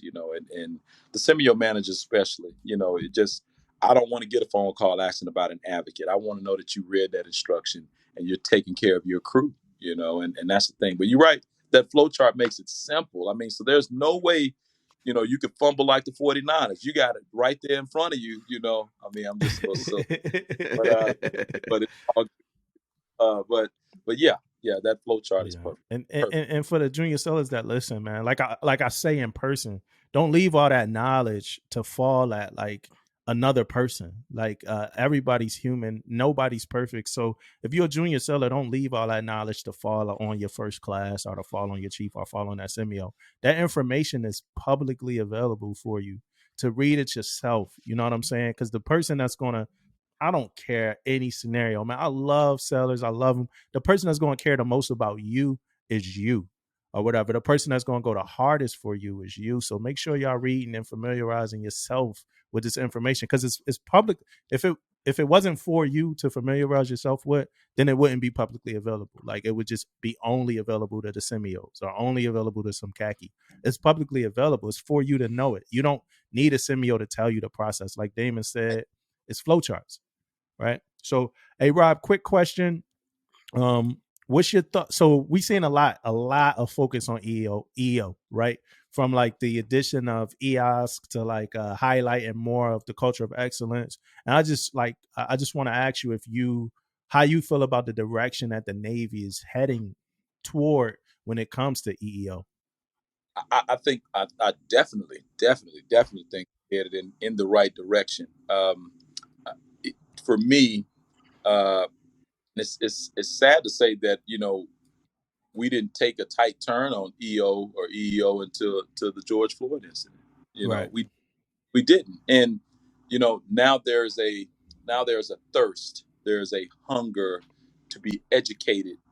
More on the EO side of the house. Cultural awareness, things like that. Whereas at first, no, and it's important that we train on it. It's important that we educate our sailors on it, so we don't miss the mark.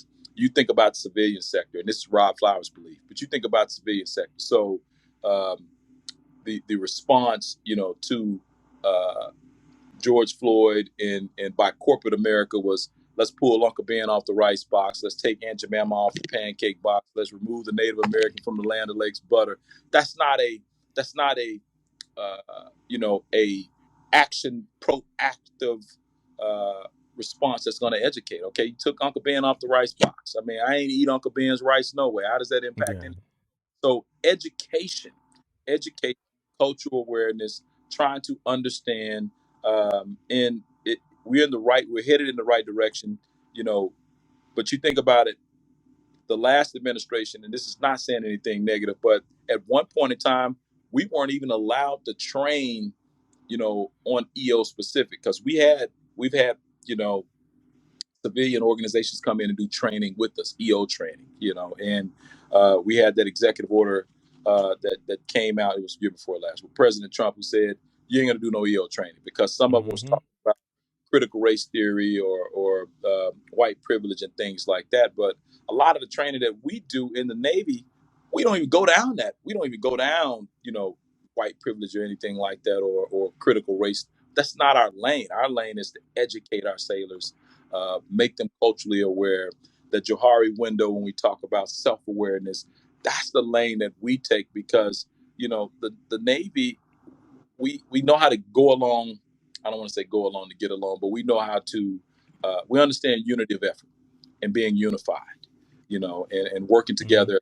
We understand that concept. But to go back to the question, we are heading in the right direction. My only concern is that we don't overpromise and underdeliver. We got the EOX, but like I said, facilitators, hadn't even made it out, to the fleet concentration areas to fully train. The task force one,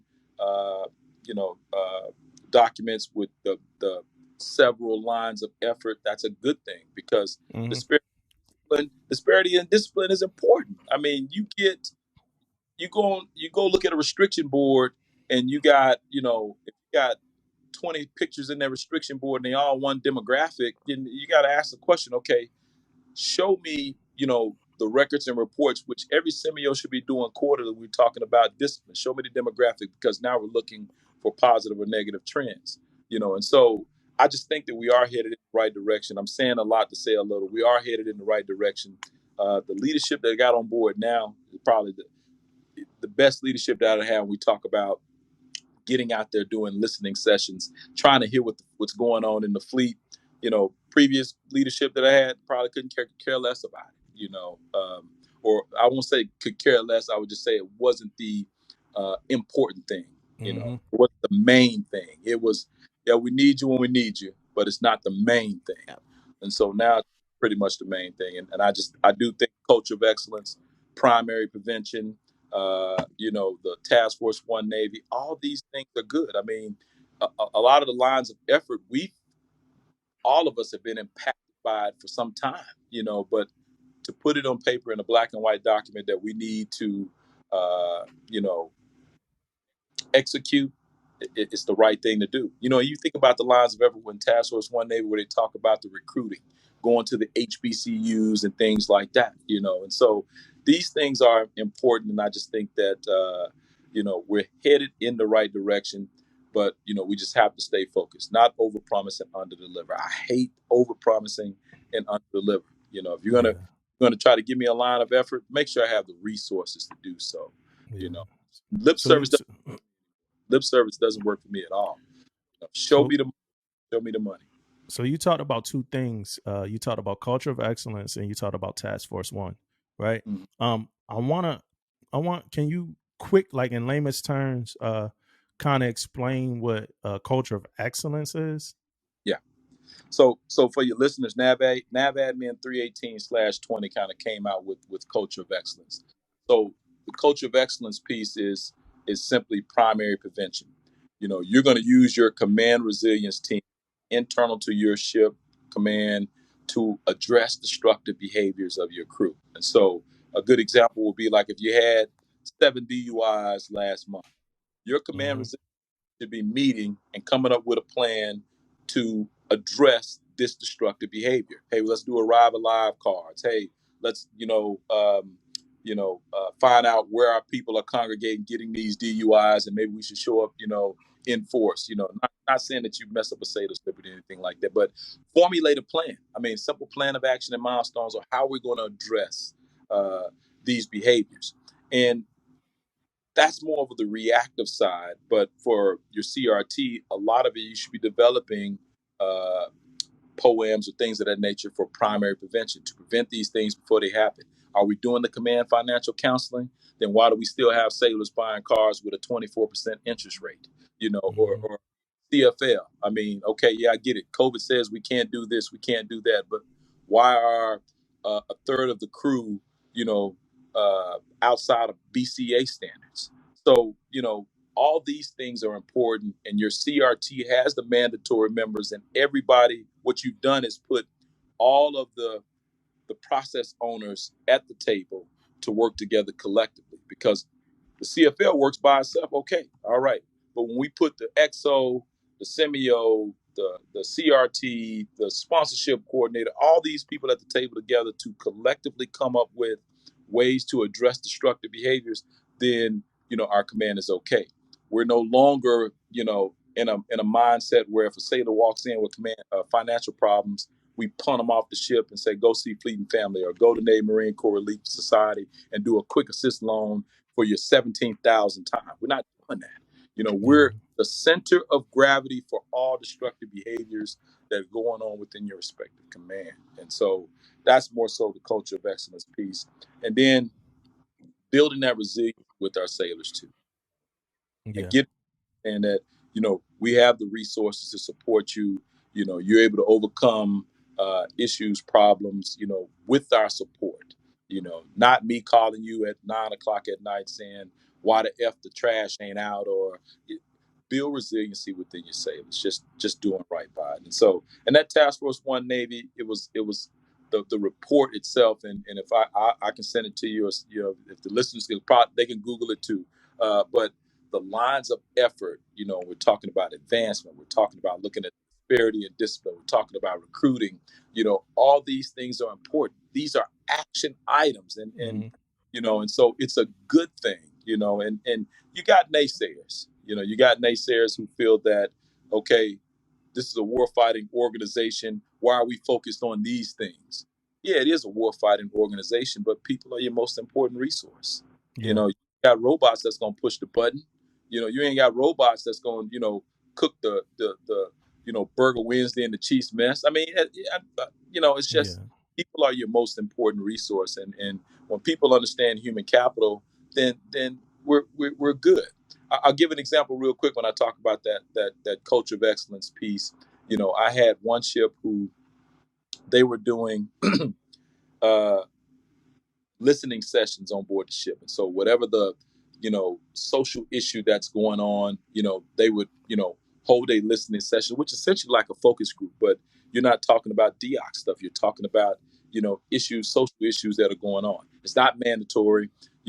Sailors were showing up because they needed uh, an outlet. One sailor. And Decemio told me this. One sailor said that when I'm in my uniform, I feel important. I feel pride. I feel respected. But when I go outside the gate, I'm a nobody. I'm looked at different.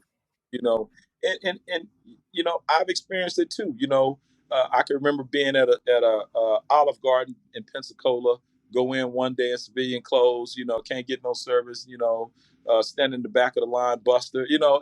But I go in my khakis. I mean, you comping my meals. I mean, it's just give your sailors the opportunity where they can address issues. And I think that's Task Force One Navy talks about having the listening sessions and things like that. But on that ship, some of the chiefs didn't want to do the listening sessions. They didn't want to talk about Black Lives Matter. They didn't want to talk about, you know, social injustice. These things. And so we just, like I said, again, you just have to use these documents, use Culture of Excellence, use Task Force One Navy, read the instruction, and have an open mind. Don't be so closed-minded where you don't want to hear what your sailor has to say. Your sailors have to have an outlet. They do. They do. They have to have an outlet, and so. Yeah. And the junior sellers, for the junior sellers that's listening, that Task Force One Navy is important. It was a big report, big document. Stood up in like July of 2020, and went over, like you said, a whole lot of items, right? And it's something that we could probably have a million Yeah, podcasts about trying to break that down. So y'all just need to get in there, read it, man. It's important. It was like, um, you know, we heard your cries, so that's we try to, do some stuff about it. But the thing, like you just said, is and they say this, and I'll break a little bit down, a little bit. So coming up, when I was young, I used to go to like the Narcotics Anonymous meetings, right, for recovering addicts, and okay.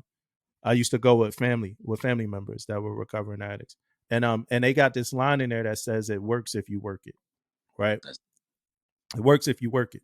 And that's what I feel like about most of our programs. Like yeah, you just mentioned, like chiefs and stuff saying like, wait, we're not gonna do the listening sessions, we're not gonna do this, that. We've identified a problem, right? It's ways to fix the problem, but it's not gonna work if we don't work it. If we automatically say it's not gonna work, automatically rebel, or automatically get this idea that, it doesn't matter, or it's not gonna be successful, we just gonna speak that into existence. I mean, that's how I feel about it. that's it. And you said we heard your cry. Part of my tasking. We had to provide. I want to say close to 1,600. I may be a little bit off. I mean, it's probably been almost 2 years there, but we had to provide personnel in each pay grade, each demographic, for those Task Force One Navy focus groups, and they had folks who come on and they were asking pointed questions, about Mhm. race, gender, disparity in discipline, awards, pay, promotion. It was pointed questions, and they took from everybody, Surf Pack, Sub Pack, Air Pack, Fleet Forces, 7th Fleet, 5th Fleet, everybody had to provide bodies. And so, like I said, everyone had the opportunity to contribute to that report. And like you said, the cries were heard, and that's how they developed those lines of effort, per se, for Task Force One Navy. But like you said, you got to work it. Sailors, men, women, we spend 1 million hours on our cell phones. So tell me why we can't, Hell, if you took your cell phone to the pot, I mean, Google, the instruction and read the instruction. I mean, whatever you got to do to understand. Don't just send your sailor to the Semio. Read the instruction. Have some departmental training where y'all break down Task Force One Navy, culture of excellence. For your junior sailors out there, go find the Semio and just say, I want to be a part of the CRT team. I want to be a part of the Command Resilience team, because the policies that are being made, heck, 75%, I mean, the major policies or plan of action and milestones that are being made for destructive behaviors are for the, E6 and below. So why wouldn't we want E4, E5, E6, E3, E2, E1 on that Command Resilience team so they can say, hey, this is what I've been hearing, or this is what, most of the junior sailors feel. They feel like I feel. And so you're not having Master Chief in there saying, I think, this generation needs this. No. Yeah. Hey, I think every sailor should have a round on CRT. You know what I mean? We gonna get into a little later about, like, being on CRT and gossiping and shit like that. But and I think every sailor should take some time out on CRT. I got another question. I know a junior sailor might want to know this, even though it's on the posters and everything like that. But how do you file a complaint against a commanding officer? Well, there's ways to do it. You can file a redress against the commanding officer, and that's not in the Semio channels. What that sailor will have to do is, leave that command and go over to the regional legal service office and file that redress against the commanding officer. Another avenue would be, we would have the ISIC, open up the investigation, do the case, and that ways too. So there's two ways. There's two ways to do it. Redress is really the way we kind of recommend you go. But there are some instances where a complaint is being filed against the Semio. And I've taken complaints against commanding officers, and what we do is have the ISIC appointed investigating officer, and the ISIC Semio do all the paperwork. So, because like I said, E4 can't roll up inside the ship and go see Damo the Semio and say, I want this case against the CO. It doesn't. It's conflict of interest. One, because the CO is the CO. So you're gonna have to go outside to do it. So redress against the commanding officer. They can Google redress against the commanding officer, or what we would do is get the ISIC involved and have the Commodore and that ISIC Semio do all the paperwork for the case, and a lot of times when you see stuff like that, when you get the COs relieved and things like that, just know that a lot of times I would say personally I haven't seen a lot of commanding officers or relieved for EOs or things like that, and the Navy crimes is going to be the Navy crimes. They use sensationalism to sell newspapers. So, so when the Navy Times say was EO sexual harassment issues, just be careful with what we read. The truth is always in the middle. So I'll leave it at that. But redress against the commanding officer. Yes, they Google redress against the commanding officer, or what we'll do is get the ISIC involved to do so. Yeah. And then my other quick hit was the differences between, a lot of people get hosed up with the differences between sexual harassment and sexual assault. So I wanted to get some clarity on that one with you as CCS, exactly what that means for some of the junior sellers or some of the even senior sellers that might be listening and kind of caught in the middle, not understanding the difference. Yeah, that sexual assault, sexual assault piece, completely different lane. You got, the touching, grabbing in the bikini areas, breasts, private genitals, things like that. And then you also got another lane of it, which is the penetration piece, the sexual assault piece too. So, hands-on touching, we automatically just say, hey, this is sexual assault. We send it down to sexual assault channels. The sexual harassment piece is more along the lines of this crude and offensive behavior, the sexual jokes, the sexual remarks, I know, sending dick pics and stuff like that.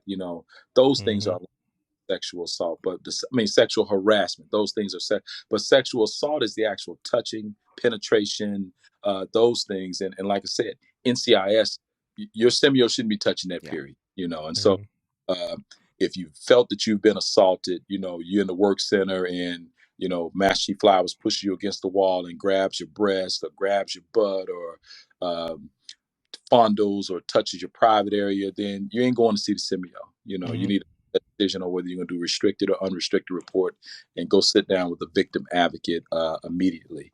But if I'm in the shop and I'm making, damn, you got a fat ass or, and I've had cases, uh, that ass look good in those coveralls, or sailors following sailors up the ladder well, damn, that just those types of remarks, or junior sailor in the workspace snapping pictures of the young lady's rear ends and sending them to his buddies and saying smash a pass or how to nod, or those types of things. When we talk about the instructor, talk like about voyeur style, like she don't even know he doing it. Yes, yeah, that's crazy. These sailors not even knowing, you're on a working party and the cat is in the back and he's snapping the photos, and so sending them to the group. And so, but what the sailor did was, somehow I guess in his group string he included a female, and the female, and so that's how it got brought to light. And so, these things are sexual harassment, the unwanted communication, the unwanted gestures, and the propositioning for sex. Like I said, I had one case where Chief Petty Officer, and I don't want y'all to think I'm beating down my brothers and sisters, but we have to be aware, propositioning E4 for sex, giving E4 the answers to a warfare qualification that he's going to ask on the warfare board, and then doubling back, this pre-COVID, doubling back saying, what hotel room you staying at? I'm going to call you, let's be on first name basis. I'm getting ready to leave my wife. You look good. Can I buy you some lingerie? All those things, sexual harassment, unwanted, and these things are bad. Most recently, Chief following the sailor back to the barracks, after she says no to sex, and he all up in the barracks, and the sailor got to sneak and call the duty to come get the chief out the barracks. How messy can you get? And so when I say predatory, completely predatory, and at the end of the day, don't laugh off, sexist comments in the workspace. A lot of times sailors will be so uncomfortable that they'll just laugh it off, or that's just the way he is, or he makes those jokes all the time. But I guarantee there's somebody offended by a comment, especially if you're receiving the comment. But don't laugh it off. Go talk to your semio. Call your CCS. Don't laugh it off. Don't tolerate that behavior. We don't have, like when I was coming up, that's red light, that's green light, that's yellow light. No, inappropriate behavior is inappropriate behavior. And so we should be talking about stuff in the workspace, not who got fake boobs or, not, hey, I can show you what type of dildo to buy to help you come. I mean, these are some of the things that I've seen. That's instructional purpose of it's too graphic, edited out. But these are the things No, that's staying, man. You good. You good. That's like people need to hear that, because I mean, one of the things that like I know about public, like, so first thing, men, you don't know what the hell a man gonna say or do privately, right? Yes. And that's not, I'm not like against men or nothing, but I've been like super surprised about dudes I know, and this don't got to do with the Navy, but it does. But like if a woman shows me like her phone, like, yo, that's what the dude said, this crazy. I'm like, yo, that's crazy. Like, I would have never expected like this guy to say this. Like, this is weird. It's dumb. It's real thirsty. Like, it's crazy. But now that's privately. Now, the one thing I want to say about publicly that I always say, I talk to my wife about it and stuff, and people might think, I know people be thinking I'm pandering sometimes, but the one thing I want to say is, like, I don't think men check men when they disrespect women publicly, like, enough. Like, you see like a group of men and a dude to say something to a woman that's like super, because you was just talking about it, right? But a dude to say something to a woman that's like either super cringy or nasty, and dudes that like, some dudes are like awkwardly laugh, but like not a lot of dudes be like, yo, chill, like stop. Yeah. Like, yo, like she can't be comfortable. That's and we kind of came up. I can't lie, like being a junior seller and stuff like that, I came up in that type of environment, you know what I mean, where we wasn't really checking each other, for stuff like that. But we need to, man, because I can't imagine how unprotected like a woman would feel around like her friend, her guy friend or whatever, and another dude say something crazy to her, and the dude don't say nothing, but he just like laugh it off, and then ask her like how she felt later, like, "Oh, was you?" But we do that so much, you know what I mean? I mean, I tell you, you have. I've had cases where senior leaders talking to the junior sailors. I had a sailor who was same sex marriage. Her and her wife, and so you got chief that was saying cringy stuff like, "Does your wife still like dick?" And that's crazy, man. Yeah, that's how does it feel? Just all inappropriate. But E3 is not gonna tell E7, hey, shut the fuck up, leave me alone, or hey, I don't mean it. You probably should. Okay, be tactful, but they won't go and report that. And it's almost like you become tolerant to the negative behaviors. Every time the chief saw the young lady, he would say, off brand, off the wall shit. Hey, you look sexy crawling through those bilges. Stuff like and so it but that it goes back to us, in the wardroom, in the mess, self-awareness, and like you said, checking them. I mean, and do you want somebody to say that to your daughter? Do you want somebody to say that to your wife? Do you want somebody to say that to your mama? And then on the flip side too, like I said, I have female on male cases too, putting the pressure on the junior sailors, chiefs, putting the pressure on the junior sailors. Won't you take me to my rack? Lay me down.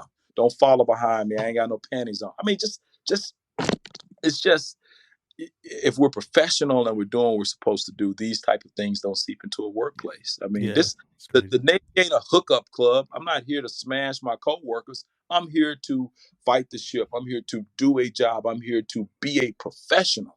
Because Joe taxpayer out there is like, these guys are the best of the best. They are elite. They are a step, a cut above the rest. They're true patriots. But all in all, we got a few within our ranks that are complete predators. And, they use, the rank, or they use the stature, or they use the position to take advantage of it. And I talked a lot about chiefs and officers, even with the blue shirts. If we're appointing people as sponsors, then we better make sure that we're appointing the right people as sponsors. I've had E6s sponsoring E3s, and I get it. We don't have a duty van or whatever. Okay, you putting people in your personal vehicles, but taking it to the house. Hey, let's go to the gym. Let's sign up for gym members. Forcing, a relationship E6 to E3, and so be mindful for your listeners that if you're in a leadership position and you're assigning sponsors for your new sailors that are checking on board, make sure that you're assigning the right person and not a sexual predator. You think about the first 48 hours, or the first 72 hours where the sailor got in trouble, but it's changed. The game has changed. Now we got, predators that are looking to, hook up with the pretty male or female that just checking on board, that don't know anything about the Navy, that is green as can be. And it's like licking their chops. You're sending a line with a sheep. So just be mindful of that too. I know that's kind of like off top. No, I'm actually glad you brought that up, because as a semio, and I look like Damon got something to say, but I'm actually glad you brought that up, because as a semio, I saw a few cases that started with somebody sponsor. Like, hey, I'm helping you. Yeah. I was helping them. We started out, I was showing them this, that, and then they got way too close, way too familiar. Hey, Damon, what you got, man? I just wanted to add to it too, man, like how this destroys, commands, how it destroys departments, how it destroys divisions. Because, man, one thing like this, man, now if say Sailor A don't say anything about it, but guess what? Now they have that over your head. So as a leader, you don't want no shit like that over your head like that, man. And that leads to something else now. Now it leads to favoritism. That leads to other things now that's in your work center. And it's going to keep going downhill, down here. For all the sailors out there, do not put yourself in that position for sailors to have something on you, or vice versa. Just don't do it, man. It's not worth it at the end of the day. And leaders, the bad thing about when leaders, you already know it.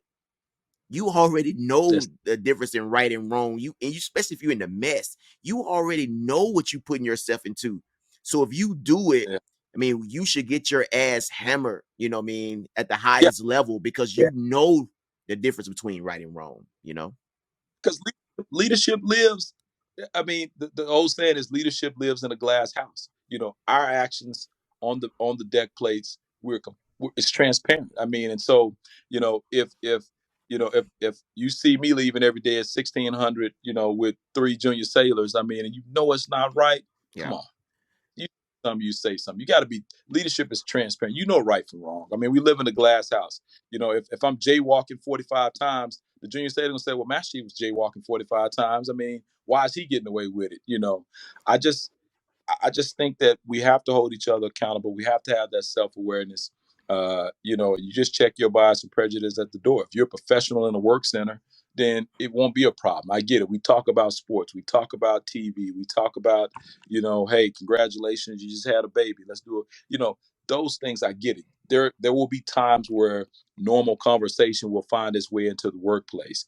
But when you take it off the other end of the spectrum and you're talking about sex toys, you're talking about, you know, how many people, you know, you've hooked up with, or hey, you know, screenshotting coveralls and you know, no, no, no. Get them clowns out of the Navy. You know, go. You'd be best served. You'd be best served going to work somewhere else at Lowe's or working the door at Cheetahs if that's your fantasy or whatever. You know, you'll go find something else to do. We don't need you in this Navy, because when we talk about good order and discipline, you break down good order and discipline.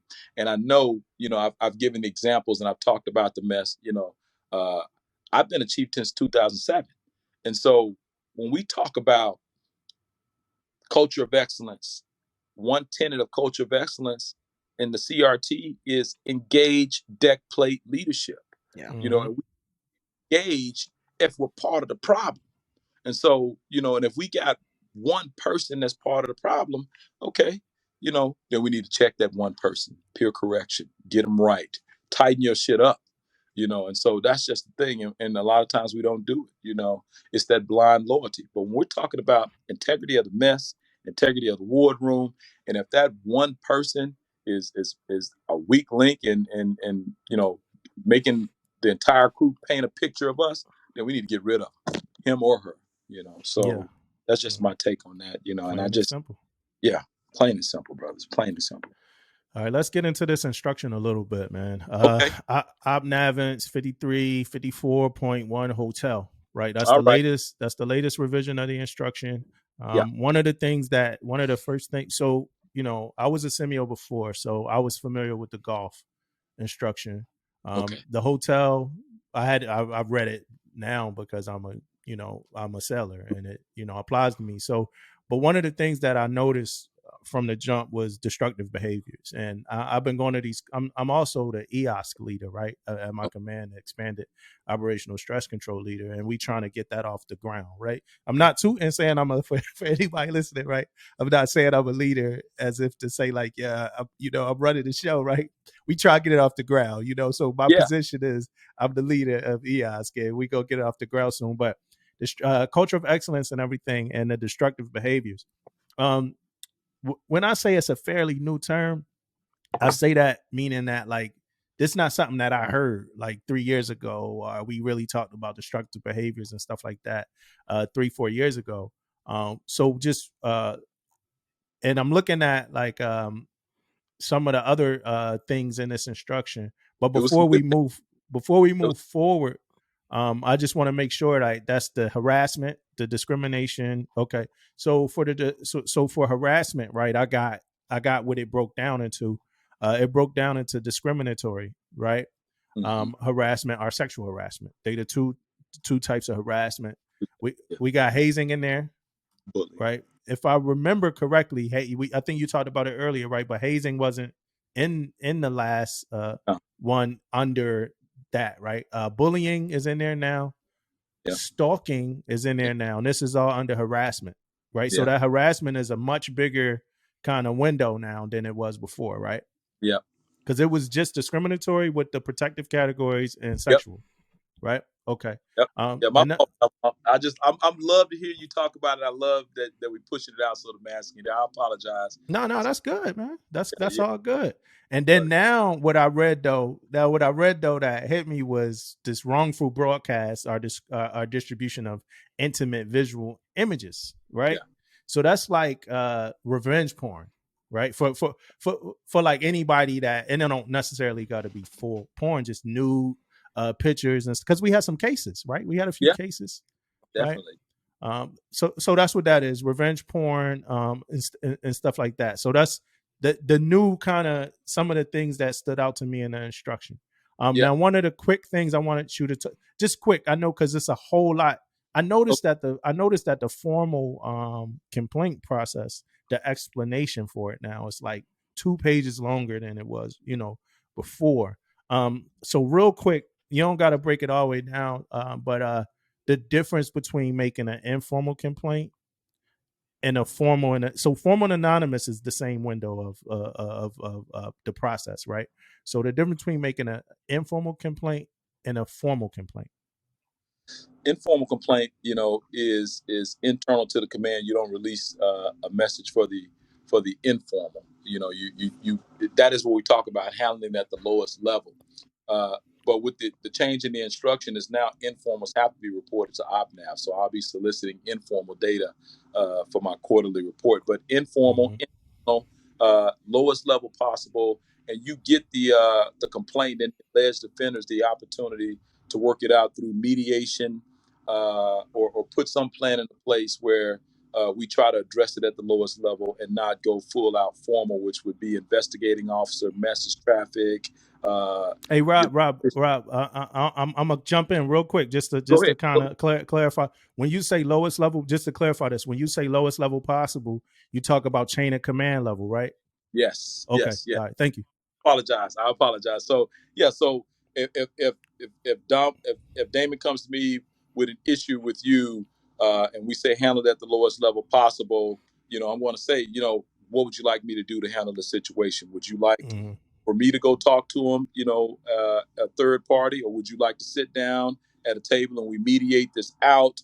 What would you like done? And then, we put that course of action into play, and then what we'll do is go back and we'll readdress it to make sure that everything is good after the fact, not fire and forget. What we're going to do is make sure that whatever has to be addressed or whatever plan that we came up with, that it is working and it's still working, and there has been no retaliation, no reprisal, no ostracism or anything like that. And so that's what we have to do. We have to make sure that, okay, whatever we decide to do informally at the lowest level, there has been action that takes place, and then we check to see the process of that action and make sure that that person is taken care of. Because you may not want to go formal because Damon comes into the shop and makes jokes about whatever he makes jokes about. You may just want to say, okay, let's just do a correction where we do some training in the shop, or we do some mediation where he understands what he's doing is wrong, and then handle it that way. But when we go formal, before you get to formal, I got a couple questions before. I think Damon got some too. The first thing is that resolution system you were talking about, right? That's called the informal resolution system. It's a couple different things. And then that other thing you were talking about when we come back and we do checks and balances on if that worked is 45 days later, right? We come back. And then now my one question before I know Damon got a question is this. Who I had it worded way better earlier, but whose discretion is it to make either a formal or informal? Now I know the answer, of course, but whose discretion is it to make an informal or formal complaint? That's the sailor's discretion. It ain't the semios, it ain't the COs, it ain't the CMCs. It's the sailor's discretion, and that sailor can start off informal, and then can decide to go formal. I mean, and so that's just the thing. It's the sailor's discretion. Yeah. If the formal resolution system didn't work for that sailor, or the sailor doesn't feel like the matter is being addressed or taken care of seriously using informal resolution system, then that sailor can go formal. It's the sailor's call. It's now is that the sailor's call no matter the situation? Yes. Okay. Yeah. Thank you. Sailor, I cannot tell a sailor that a sailor cannot file a formal report. We can educate and advise a sailor that it doesn't meet the intent of the EO instruction, but our new EO instruction is vast. And so I'm not saying that everything will fit into the intent of the instruction, but we have to look at the allegations. We have to address the allegations. We don't get to say, with my law enforcement background or when I was a semio back in 1775, it didn't mean. No, you don't do that. You ain't the CO. You have to address the allegations. Address the allegations. Keep me honest, Damo. If I answered your question correctly, I need to go. No, you answered them both correctly. I just want to make that point that it's like a semio doesn't have a measuring scale on this is much more intense than this, so this needs to be formal or this needs to be informal. That's the seller's discretion. So you might see, like as a CO, for instance, now I'm talking to the COs, you might see two different sellers with the same problem, and they might have went two different ways when it come to the grievances. So one seller might have filed a formal complaint, and another seller might have filed an informal for the same thing. But I know, Dana, I know you had something. No, I just want to clarify, something real quick for informal, right? So informal, and correct me if I'm wrong, we handling it at our lowest level, right? But I just want to make sure sailors don't think, that they have to do this direct, right? It's different ways you can do this informal, right? So you could do it direct, meaning that's them talking to each other, right? And also, I think you could do it third party, right? Third party, and also you could do training, correctly. So training, so a letter, yeah. So just so sailors know, hey, automatic handling at its lowest level. This ain't pushing nothing away. This ain't doing it. It get handled the right way and the way you want it. I mean, it goes back to the sailor too, though. The way they want to handle it. If they want to handle it direct, you handle it direct. Third party training.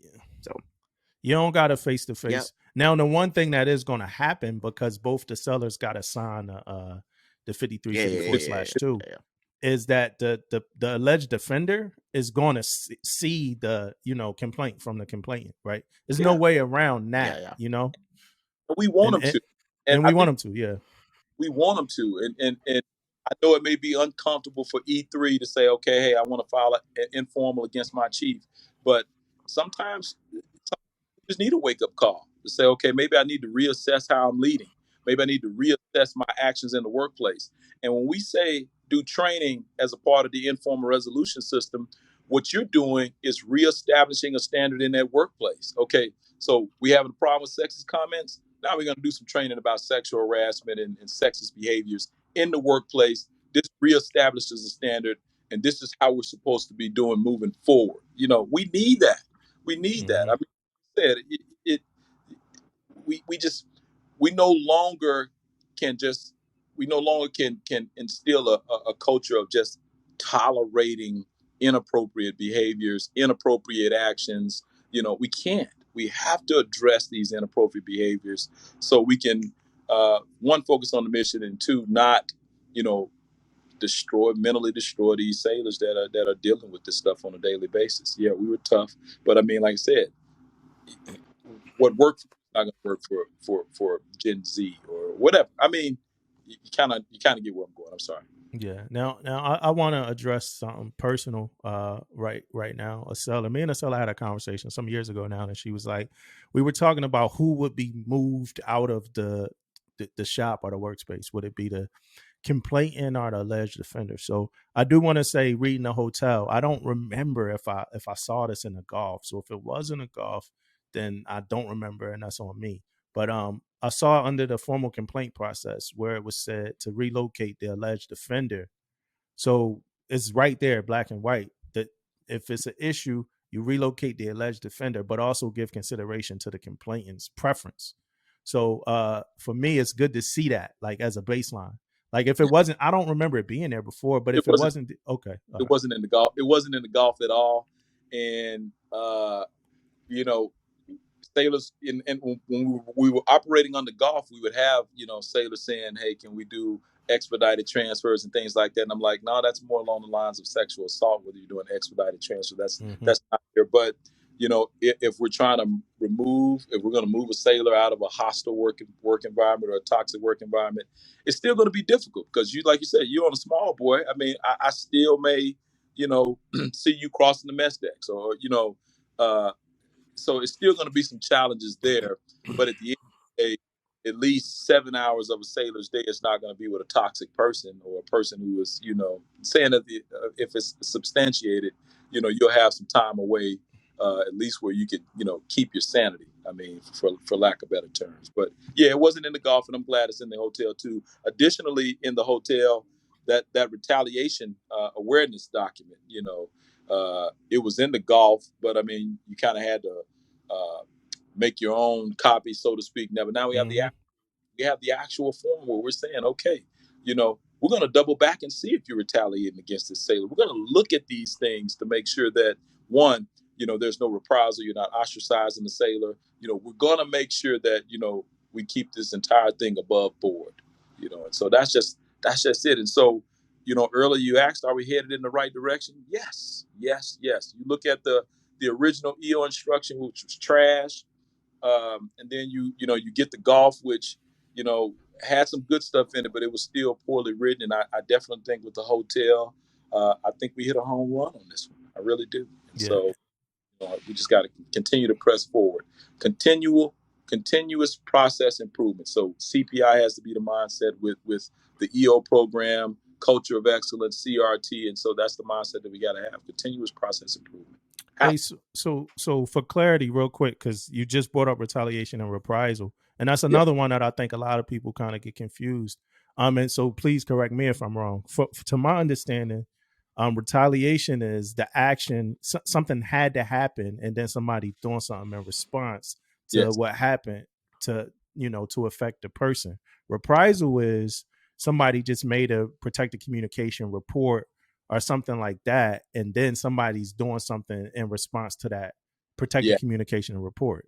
And so when we talk about, we've had cases of reprisal where I may file a complaint against you, and then the reprisal piece will be, let's just say, collateral duties, evals. You find ways to covertly get me back in a way, And for us, if you're a victim, it's obvious. It becomes completely obvious, and so you feel that reprisal. You turn the other people in the workspace against me, or everywhere I go, folks are gossiping throughout the. It's just the reprisal piece is what you do. It's retaliation, reprisal, almost the same thing, but that reprisal piece, is the victim being re-victimized over and over again.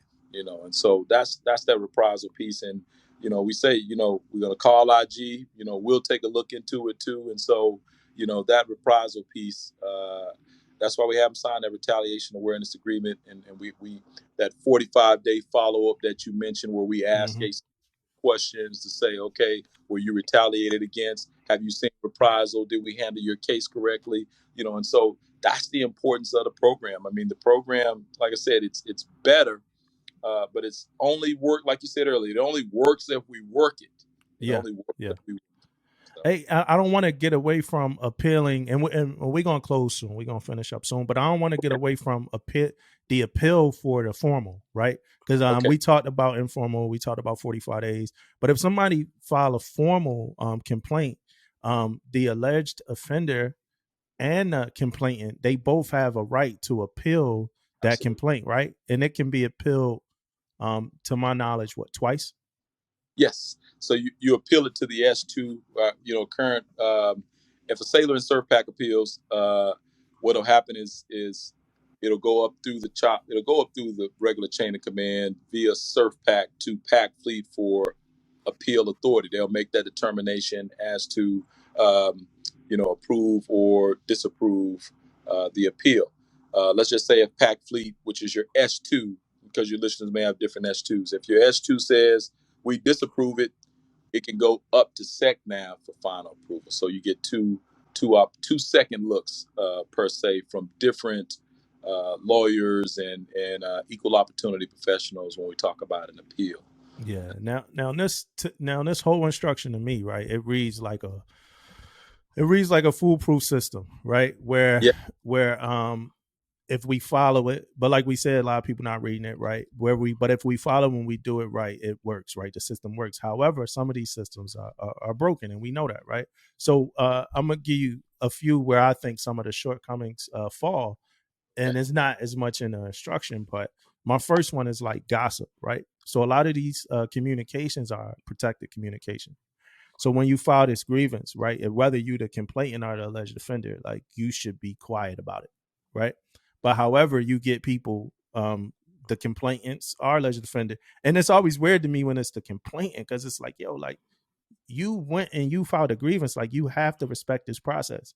yeah, But you get the complainant going around now on the ship, like, oh, that's my stalker right there, or that's the Yeah. person that harassed me. Yeah. I filed a semio report against his ass. Mm-hmm. You know what I mean? And now it's like now this offender that we, because as a semio, I always tell people my job is to be neutral. You know what I mean? And my job is to protect the sanctity of the program. So I can't never, because they teach us in class like not to like really make facial expressions to like show that's it. like you agreeing with something or something like that. So it's like if you the complainant, I'm not here to tell you I believe you or I think you're lying. I'm here to submit this paperwork and we're here to work this process. That's So I it. hate it. Yeah. So I hate it when the complainants go out and they start to talk about the shit all throughout the deck plates. Yeah, You know what I mean?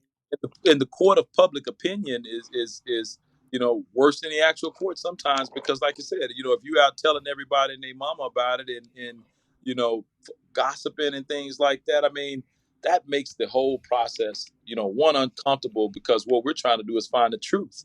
But if you got Yeah. folks out there gossiping about it, are they talking about it in the mess, or they talking about it in the ward room, or sitting on the mess decks talking about it?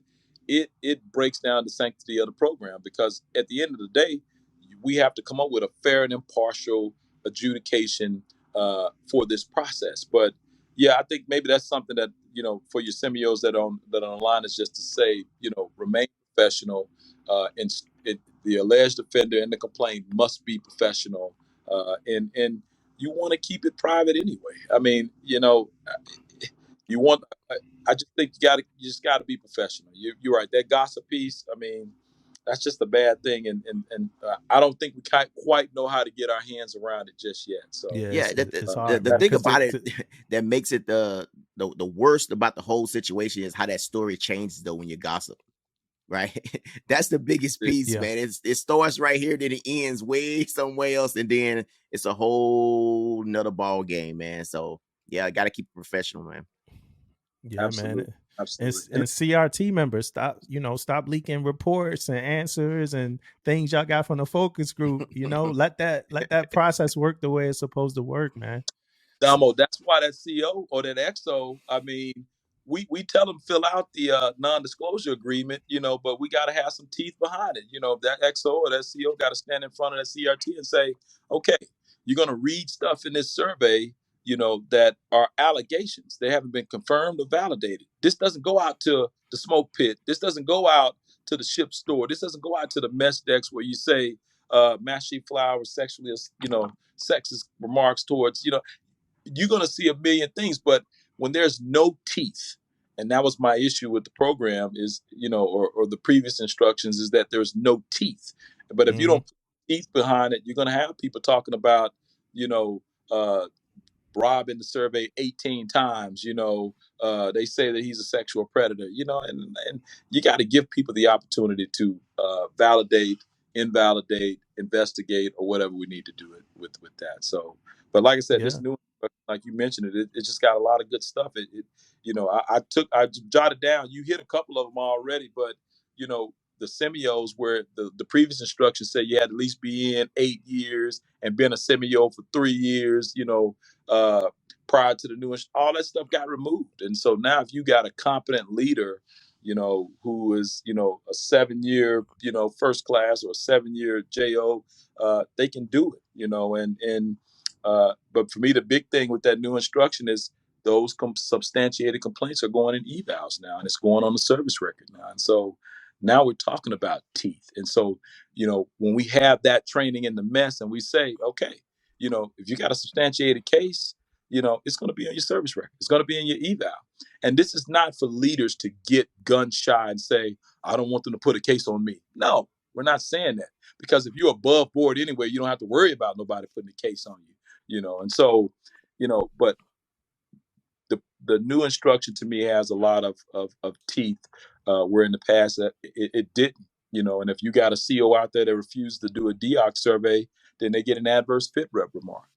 You can't say that I'm not going to take a DOC survey because I know the remarks will be bad. You don't get that choice. Yeah, I saw that in instruction. Yeah. So I saw that. But Damo, it's always been in there, but nobody ever enforced. Yeah, for some reason I ain't noticed it. like I noticed it in this one though. It's like it was there. But Damo, the National Defense Authorization Act of fiscal year 13, it's law. A commander will conduct a climate assessment. It's law. Yeah. It's always been that way, but nobody ever enforced it. And I think, like I said, my 3.5 years here at SurfPac, I've only had one ship, and that ship is no longer in the surface force. But the CO didn't take. I'm like, why? Y'all wasn't deployed. What was the reason?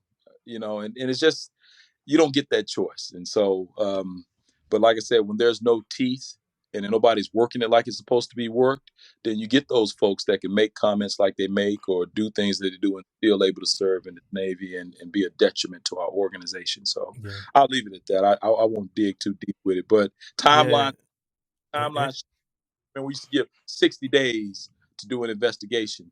And the instruction changed to now 14 days for sexual harassment, 30 days for harassment discrimination.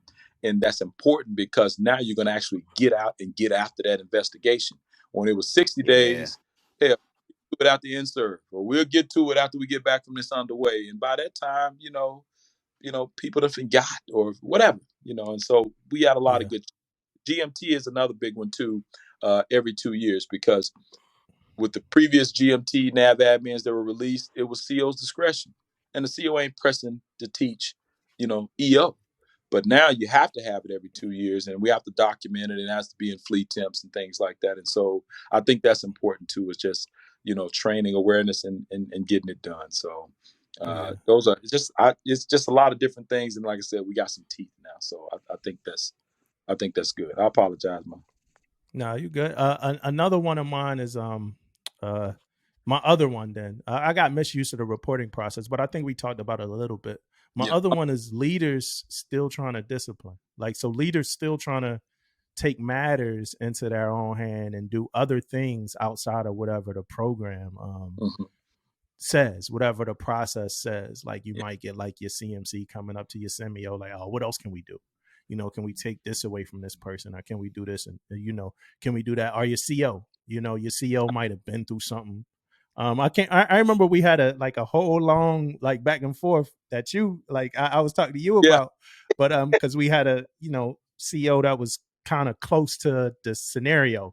So he had a personal, opinion on what type of grievance should be, should be filed. But the seller was like, this is the grievance I want to file. I don't want to, I'm like, yo, so I'm talking to, the seller. So, I mean, just on to kind of top that off, it's like COs, just understanding and respecting that semio that you trusted to become your semio. Just respecting the moves that semio made. Cause I remember, and I'm not knocking on none of my COs or whatever. They respected me as a semio, but I remember a few times being asked by my COs, like, hey, what did the Master Chief say? And they talk about you, did you talk to, well, not all of them, but a few of the COs. But it's like, yo, did you talk to the Master Chief? What did he say? And a little most of my issues I would hit you up about before I even, went to them, just because I like to have my ducks in a row before I talk to the CO. I'm like, hey, Master Chief is going to say the same thing that, I'm saying. They'd be like, well, call Master Chief or email Master Chief. And remember a couple of times I had to call you like, hey, I got to CC you. Damo, you a good semio, though. You a real good semio. I mean, and I'm going to tell you, a good semio is important. I mean, for a command, it's important. And like I said, I've I've had the worst of the worst. I ain't gonna lie. I go on a ship and do an annual inspection or a craft inspection, and cats pulling, files out of a Walmart bag, and I'm like, time out. We got to come back. But I tell you, good semios are worth their weight in gold. I got a semio out with the Essex ARG right now, and she's performing as the CCS, but still doing her regular job, and she is knocking it out the park. Addressing these formal cases, training the mess, and so it's a good thing when you got a real good semio. It's a blessing. And I tell those COs when I do the prospective commanding officer, prospective executive officer briefs, that you want to find a good one, not a box checker, not a Sergeant Slaughter who coming off the top rope telling sailors to get out of here. You don't stop snot bubbling. So a good semio is that. But that you have to be, to go back to your question, Damo, they do have to be careful, because I've had COs say, okay, well, my semio filed a complaint, and I don't know if I want this person as my semio no more. Okay, now we're going down the lines of reprisal and retaliation. You can't remove nobody. I mean, I get it. If we're dispersing and I'm stealing money, that's one thing. But I mean, you just can't, because you don't like what happened or what occurred. So that's COs are like, hey, I like I said, man, I got a precursor with, like, I love my COs, but COs are funny because I remember like when I was trying to write my description as a semio, like what it was, and like, so I'm reading in the the instruction, it's like advisor to the commanding officer, boom, boom, boom. Yeah. So I wrote that, like, I was like, advisor. They took that advisor shit out so fast. Advisor to me, like, you're not no damn advisor to me. Like, that's what it is. To the commanding officer. Yeah, that's what it is. I'm not in front of the commanding officer saying, hey, sir, you can't do that in accordance with the instruction. I'm advising you.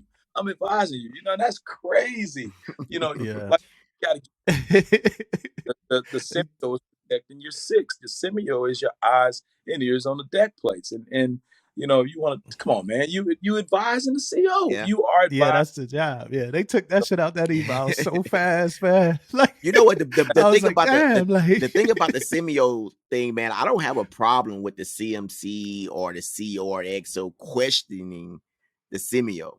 I got a problem when they don't listen to what the semio has to say. You mean that's the biggest thing, man? Like, I don't care about them asking shit. You know what I mean? They can ask stuff all day. You know what I mean? Having a question or attitude or questionable, you know what I'm saying? Ask whatever, right? Yeah. But when them motherfuckers disregard what you got to say, that's what a problem. Yeah, man. It's like, I'm telling you, like, I talked to the Master Chief, but hey, Rob, man, before we go, man, it is one thing that I definitely want to thank you for. Before we even thank you for being here, is one of my first lessons I got from you is my CCS when I was a semio. We had an issue.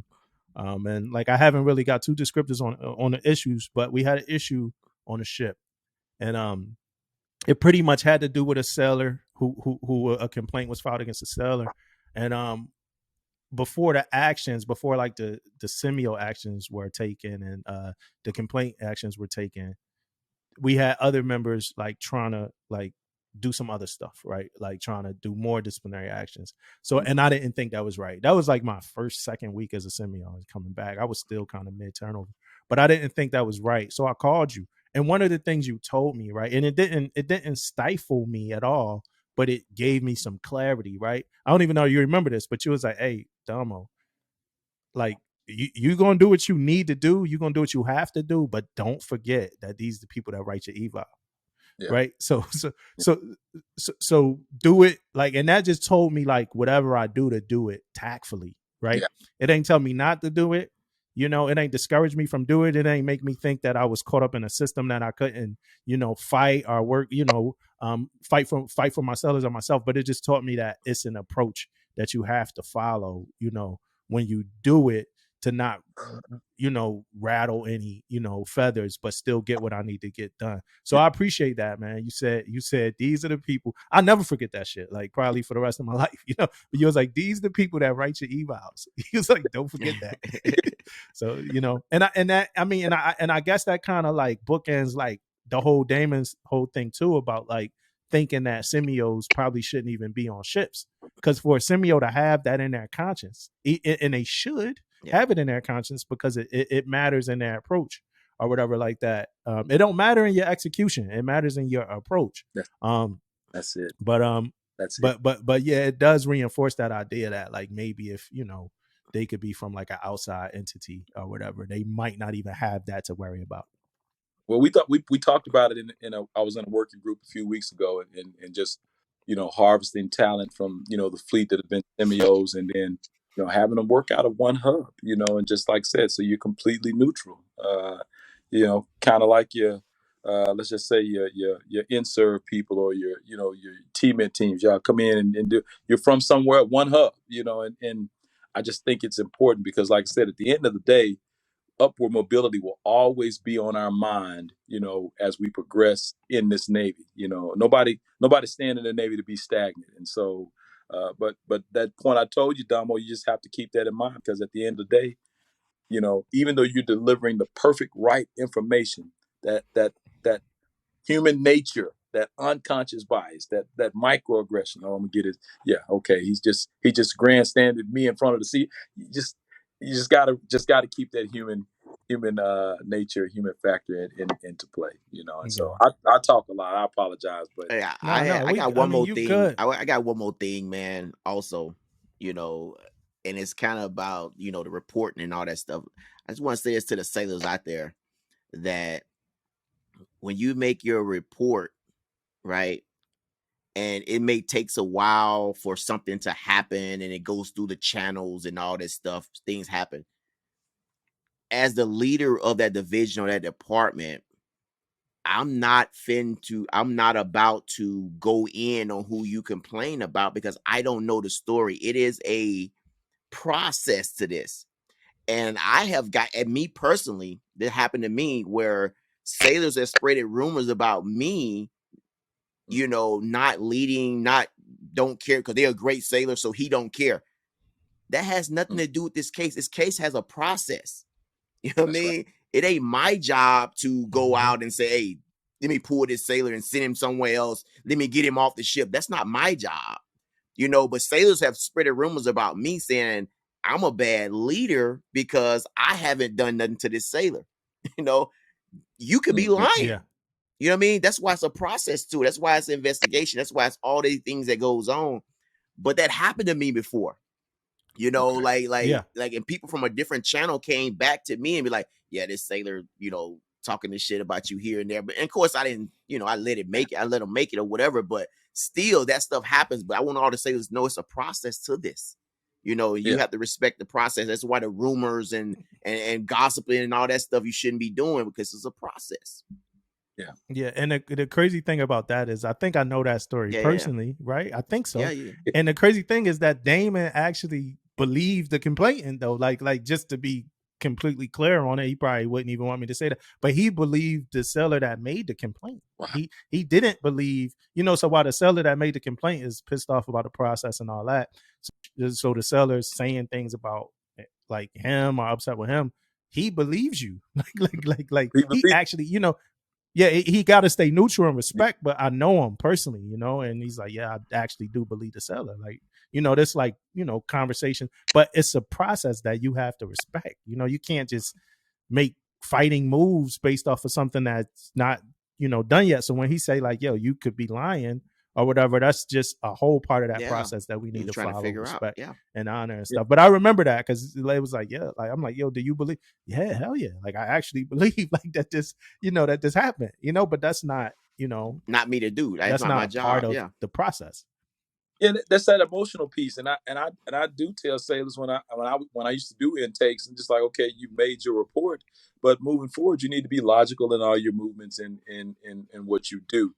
I mean, emotion drives that gossip. Emotion drives that toxic behavior. Emotion, drives the reprisal and the retaliation, and so like you said, follow the process, be logical, in your movements, and you let the process work. You got to. I get it. Some commands don't do it correctly, so you can't trust the process, but you gotta trust the process. Let the process work. You owe it to yourself. You owe it to your commanding officer. At least give them the benefit of the doubt until they prove you wrong. Just trust the process. Like you said, you just gotta trust the process. Make it work. You gotta trust it. Yeah, most definitely, man. So I want to remind everybody that, the conversations that we have on this podcast are contrived of some of the stuff coming out of instructions and some of the stuff coming out of our experience, years of experience out at sea, experience doing these jobs, and some of the opinions, all of the opinions, of course, it's a disclaimer in front of the podcast. The opinions are our opinions, right? So I do want to leave a phone number for you right now for policy guidance or assistance, right? The MEO, the Military Equal Opportunity Advice Line, the phone number is 800-253-0931, or you can email them at mill_EO_advice@navy.mil. And that's for all your up-to-date policy guidelines or assistance. Yes. So, hey, Rob, thank you. They got some good people up there. They got some good people up there. Real quick, I mean, Mr. Vanderboort, ABE1 Camacho. She's a third tour CCS. And so they'll answer those questions for your listeners when they call that number or email that advice line. Yeah. So, hey, Rob, thanks, man. Thanks for showing up to that class, day one. Appreciate it. Well, before all that, do you have anything else? You got anything else? Just self-awareness, take care of your people, leadership, peer correction. Those will always be my things. Like I said, integrity of the mess, integrity of the wardroom. Like I said, just be leaders. It all starts with good leadership. But that's all I got, because I done ran my mouth and talked y'all to death. So, but like I said, your listeners, they can contact me too. We can put the phone number up some other time later like that. They can call or email too. So I'm always advice, use me till I'm gone. So yeah. So like I was saying, man, I appreciate it, man. I appreciate, the first day I saw you, the classroom. I appreciate the first phone call when I was going through that situation. I appreciate being able to call you now and being able to get you on, the podcast and take some of your time out. We had a couple days. We've been trying to get this thing to happen, man. This been the most, from man, everything from COVID to rescheduling. I never really seen like the game like took us out like that, man. Like we never had a situation where a football game made things not happen, man. I ain't never seen nothing like that in my life, man. But hey, Rob, I also want to thank you, man. Hey, I love to hear you talk, man, all the time, man. So hey, thank you, and I'll be texting you after the game today, man. All right, y'all, don't laugh at me about my book of the week, right? It's called Me, You, Us. Right? So Me, You, Us, a book to fill out together. And I don't know how this looks on YouTube right now, but I'm holding it up, right? So Me, You, Us, bright yellow, a book to fill out together by Lisa Curry, author of the Scribble Diary, right? And the reason why I'm recommending this book, if you don't know, me and my wife, we've been going to therapy and like doing different things, practicing stuff, and like learning like a lot of things about life, right? So we've been going to therapy kind of like post traumatic from the miscarriage, right? So so it's post traumatic from the miscarriage. Everything is good on our end outside of that, but we've been going to therapy recently, so we about six sessions. And we bought this book. We bought this book a while ago, but one time our therapist was like, "Hey, just do something together. Do an activity together."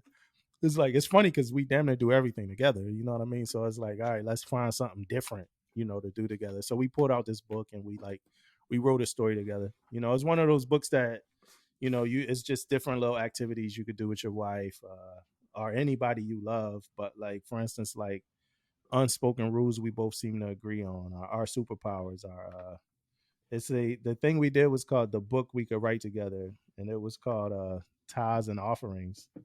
I don't remember what this. Oh, it was a mystery novel about murder at a church or whatever. So like, tithes and offerings, murder at a church. We even drew like a picture, if you can see it. Like, it's horrible. But yeah, so it's called Me, You, and Us, a book to fill out together. You pretty much write the story yourself. So if you worth a 5 out of 5, you get a 5 out of 5. So definitely check that one out. Most definitely, man. You don't got nothing for my book, man? No, man. It's like it's a book to bring you together, man. I like it. Yeah, man. I like it, man. Yeah, check it out, man. That's pretty cool. I think we got a few of these types of books around the house, man, but this is the one we recently used. All right. Well, it's that time, man. It's that Band time. of Brothers. Band of Brothers. This episode 3, huh? Episode 3, man. Band of Brothers, man. Carentan. Carentan. Yep. They had no good old Normandy on this one, man. Good old Normandy. Yeah, Carentan, man. And yeah, man. I know you be going in depth on these books, man. So I try to get my little bit in, you know. No, we could just go together on this one, man. I got some stuff. I'm sure you got some stuff. So yeah. For me, man, this one was mostly about individual in this episode. This one guy was like the main focus on this. Now a lot of stuff happened. There was most of this episode was about war. I mean, there was most definitely a lot of fighting in this episode, but they singled out one of the characters. His name was Blight. Blight. Singled him out, man. And to me in this episode, he had some mental health issues that was going on, and the way it started was deep. It was him just standing there, like pretty much staring at the sky, you know, as they walk up. That's how the whole episode started. You know, from that point on, man, that he wasn't like all in. You know what I mean? Like he had some stuff going on, man. So the whole episode was about his mental challenges that he had during the episode. And I think at the end of the episode, he did pass away. He did end up dying in this episode. Oh, and, you stayed for the credits this time? You stayed for the words? I still ain't stay for the credits though. I always stay for the credits. So how you know he died? Because it's the way it's something happened at the end where they was given, huh? I'm gonna talk about it. I know you at the cleaners, right? With the clothes. Yeah, that's how I know the dude face. Yeah, that's how I know it. Yeah. So, but it was one more thing I wanted to add though, man. That was crazy here though. So in his mental health state, this guy tried to help him out and talk to him about like what do you need to do to get past, you know, his mental issues. Yeah. And the guy stated, you know, soon as you accept that you're gonna die, you will be a better soldier. Yeah, you know, it's crazy. That was crazy right there, man. Like that's mental toughness right there, man. You know, sometimes I know we talked about it before. Mental toughness. That's right. That's the mental toughness. You know, don't worry about it, player. You gonna die anyway, so you might want to go hard, right? That's what he said. That's crazy. Sick. Yeah, sick, crazy. Man. Blythe. Yeah. What I like about the show is that it plays out like an anthology series where it's a new story every episode. It's a complete story every episode, but we still following the same group of soldiers. Easy company, and the overall story is still progressing, but it's like a sub story, man. And it's really good. Like the sub story is always like really, you know, engaging. This one, like you said, it was about fear, man. It was about fear. With Blythe, and even in the intro when they opened up, they started, you know, they talked about fear. Yeah. And it's good to seeing these guys, man, like tear jerking and stuff like that. But again, man, like he was like, you know, like how do we combat fear? He was like, you know, the biggest thing is just the hope that our training, you know, trained us enough that that's what we fall to. You know what I'm saying? And that's crazy to even think like, you know, we gonna fall to the training no matter how. And I talked about it last week, but it's like, yo, no matter how dangerous, no matter how scary the situation, we have our training, you know, to back us up. And and we say that like a lot of these instructions and stuff is like written in blood. You know what I mean? And that's like the kind of rule that we follow when we say training, like, yo, train how we gonna practice, how we gonna perform and stuff like that. Cause you never know when you in that scenario, when you have to perform. Yeah. You know and what that's I mean? what you fall back to. That's what you fall back to. It's facts. Yeah, man. So the episode starts 2 days after D-Day, right? You know, so we back. And these guys, they got to take Carentan is the name of the town that they have to take from German soldiers, right? Yeah. One of the things that I appreciate about the episode is the realism. It's a lot of realism in this episode, but it comes out like subtly. Like when you see them kind of like trying to bargain off things like souvenirs from the loss. like other soldiers, enemy forces that they strip stuff from, like watches and stuff like that. And it's something that we know happened, but it's something that's barely ever like kind of talked about, because there's no reason to talk about that type of stuff in like the history books, that soldiers was stripping other forces for their for their gear and stuff like that. So that was one. Another one is the camaraderie, man. I love watching military films and seeing the camaraderie and seeing that these guys are like just like us. They talk shit to each other, they joke around, they have a good time just like us. And then it's like that much camaraderie, like in a time like this. You know what I mean? Like like for them to be going through all this and still able to like joke around, man. Yeah. You know what I mean? It was moments in the show where like they be joking and then you just boom, like, a hit, like some bullets or something. Yeah. It was most definitely some real talk in there, man. Like, it's like when you listen to them talk to each other, I be thinking like, man, that's some shit I fucking say. Like they running from like all of a sudden, the lieutenant telling them to get to a certain point. They start running to this point, and then they start getting bombarded with a lot of bullets and stuff, and everybody else can't make it to the spot. Only 2 of them make it to the spot. And I remember one of them turning around like, what the fuck is everybody else? What the hell happened? That's some shit I said. Like, what the hell happened? Like, yeah, man, it was crazy like that. But all the stories are like that, man. It's real. Like, that's the good thing about this show. Man, it's like real stuff. The conversations are like real. So they made that stuff as real as they could when they made this. Yeah, movie. Man. Spielberg and Tom Hanks, man. Like, but this whole episode to me was amazing. And I know we ain't say we're gonna rate it yet, but this episode was really good. Like, every episode has been better so far, like better than the last. Improved. So I know it's history and we need it, right? But me personally, I feel weird watching us fight our allies, man. Like now, or like some of the slang that they use against them, the derogatory terms and stuff like that.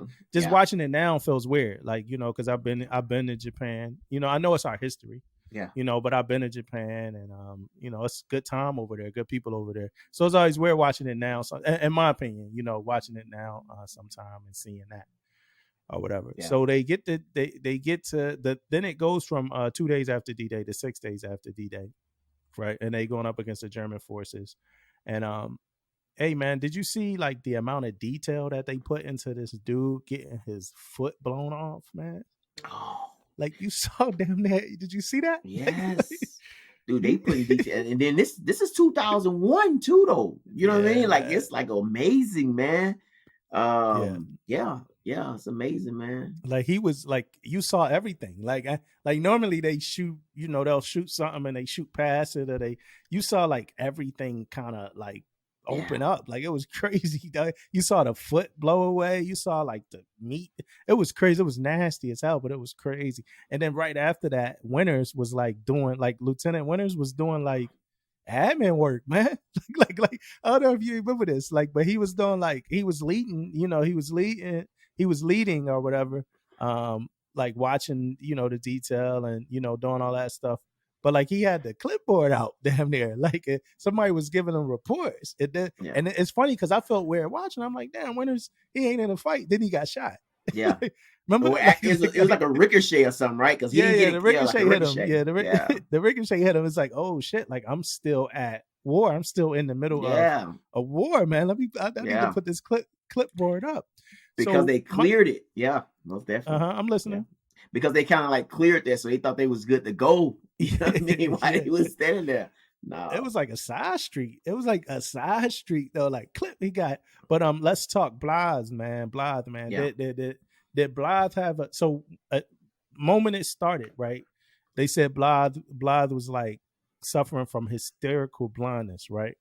Mm-hmm. And you think he had a nervous breakdown? Well, yes, I think he had a nervous breakdown. I think he had some mental stuff he saw, and it kind of took him out the fight, man. You could kind of tell, looking at his eyes and stuff, like he really wasn't there, man. He really didn't want to do nothing. You see, he balled up a couple times and couldn't move. You know what I mean? Couldn't do stuff. You know what I mean?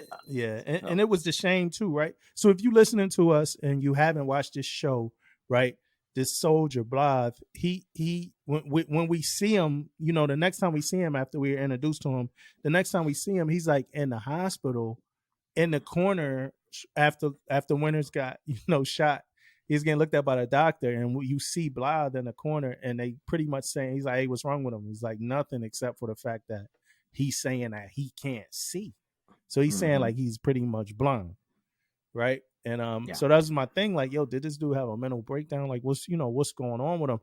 And if anybody ever knew anybody that actually went through that, like out there, you know, in a fight, I would love to hear, you know, well, not even to hear, just to know that story. Yeah, most definitely, man. Because I didn't understand, because he kept going. You know what I mean? So I don't understand. I don't know. It wasn't like he was out to fight.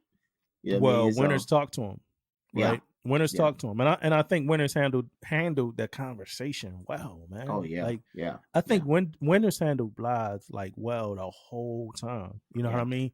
So he talked to him, and then somehow he just got up and was like, "I could see again." You know what I'm saying? And then he was ready to get back out there.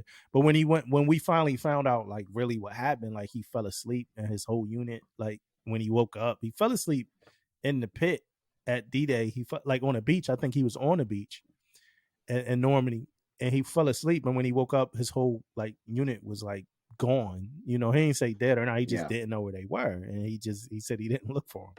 You know, I mean, but he kind of revealed that later on in the episode. So it's slang words, right? Kraut, the word kraut was used to describe Germans. The word Jerry was used. A lot of derogatory insults and stuff that we were using back then. So I noticed that they put them in there. But we talked earlier, and like, well, I was talking about like two dudes could just be talking, like having a regular conversation, and then like, you know, some bullets hit. And I call them break scenes, right? It reminds me of like a Tarantino movie where like you might get like two characters talking about like anything, comparing like albums, and then like they knock on the door and like kill somebody, right? It's like a break in the action, but it's something that like pop culture or something relevant that we always talk about. That happens a lot in this show, like that style of storytelling where these guys is having a normal conversation and then like a war break out or something happen. Mental toughness, I wrote that down too. Actually, I wrote that in my notes. Mental toughness for Blythe. He was scared, man. Yeah. He was in fear, bro. Like that dude was scared. LT Harry, I forgot his name, Harry, but he the dude that they said killed all the German soldiers. He definitely wasn't like fragile with Blythe's like emotions at all, right? Blythe's emotions. And I mean, at this point, you in the shit. Like it's wartime. Like I don't know how you could be in wartime when this man's supposed to be able to cover, able to shoot, able to kill, to protect you and to defend, you know, our country. Even though Winters handled it great, this other dude didn't, though, of course, right? He said it was just a game. He was like, yo, being out here is just a game. You know, you just we just gotta focus on winning, man. You know, you just figure out it's a game. And I never thought about like in that kind of scenario or situation, right? Something as simple as somebody waking you up out your sleep, you know, the repercussions that could have, right? Because the dude had like a blade on his rifle. Dude woke him out of sleep. He stabbed him. Yeah. You know what I'm saying? And a lot of people get like, if you're not ready to wake up, a lot of people wake up violently. Yeah, hysterical. You know, like, you ever had to wake somebody up in a rack, like for watch, like when you was a junior sailor, like your relief? Like, I did have to wake people up, man. But lucky for me, I was already being told like how to wake people up. Don't just go nobody else. He was telling me like, hey, you know, go to somebody's rack, you know, don't grab nobody, don't reach in a rack, none of that stuff. You know what I mean? Yeah, so, yeah.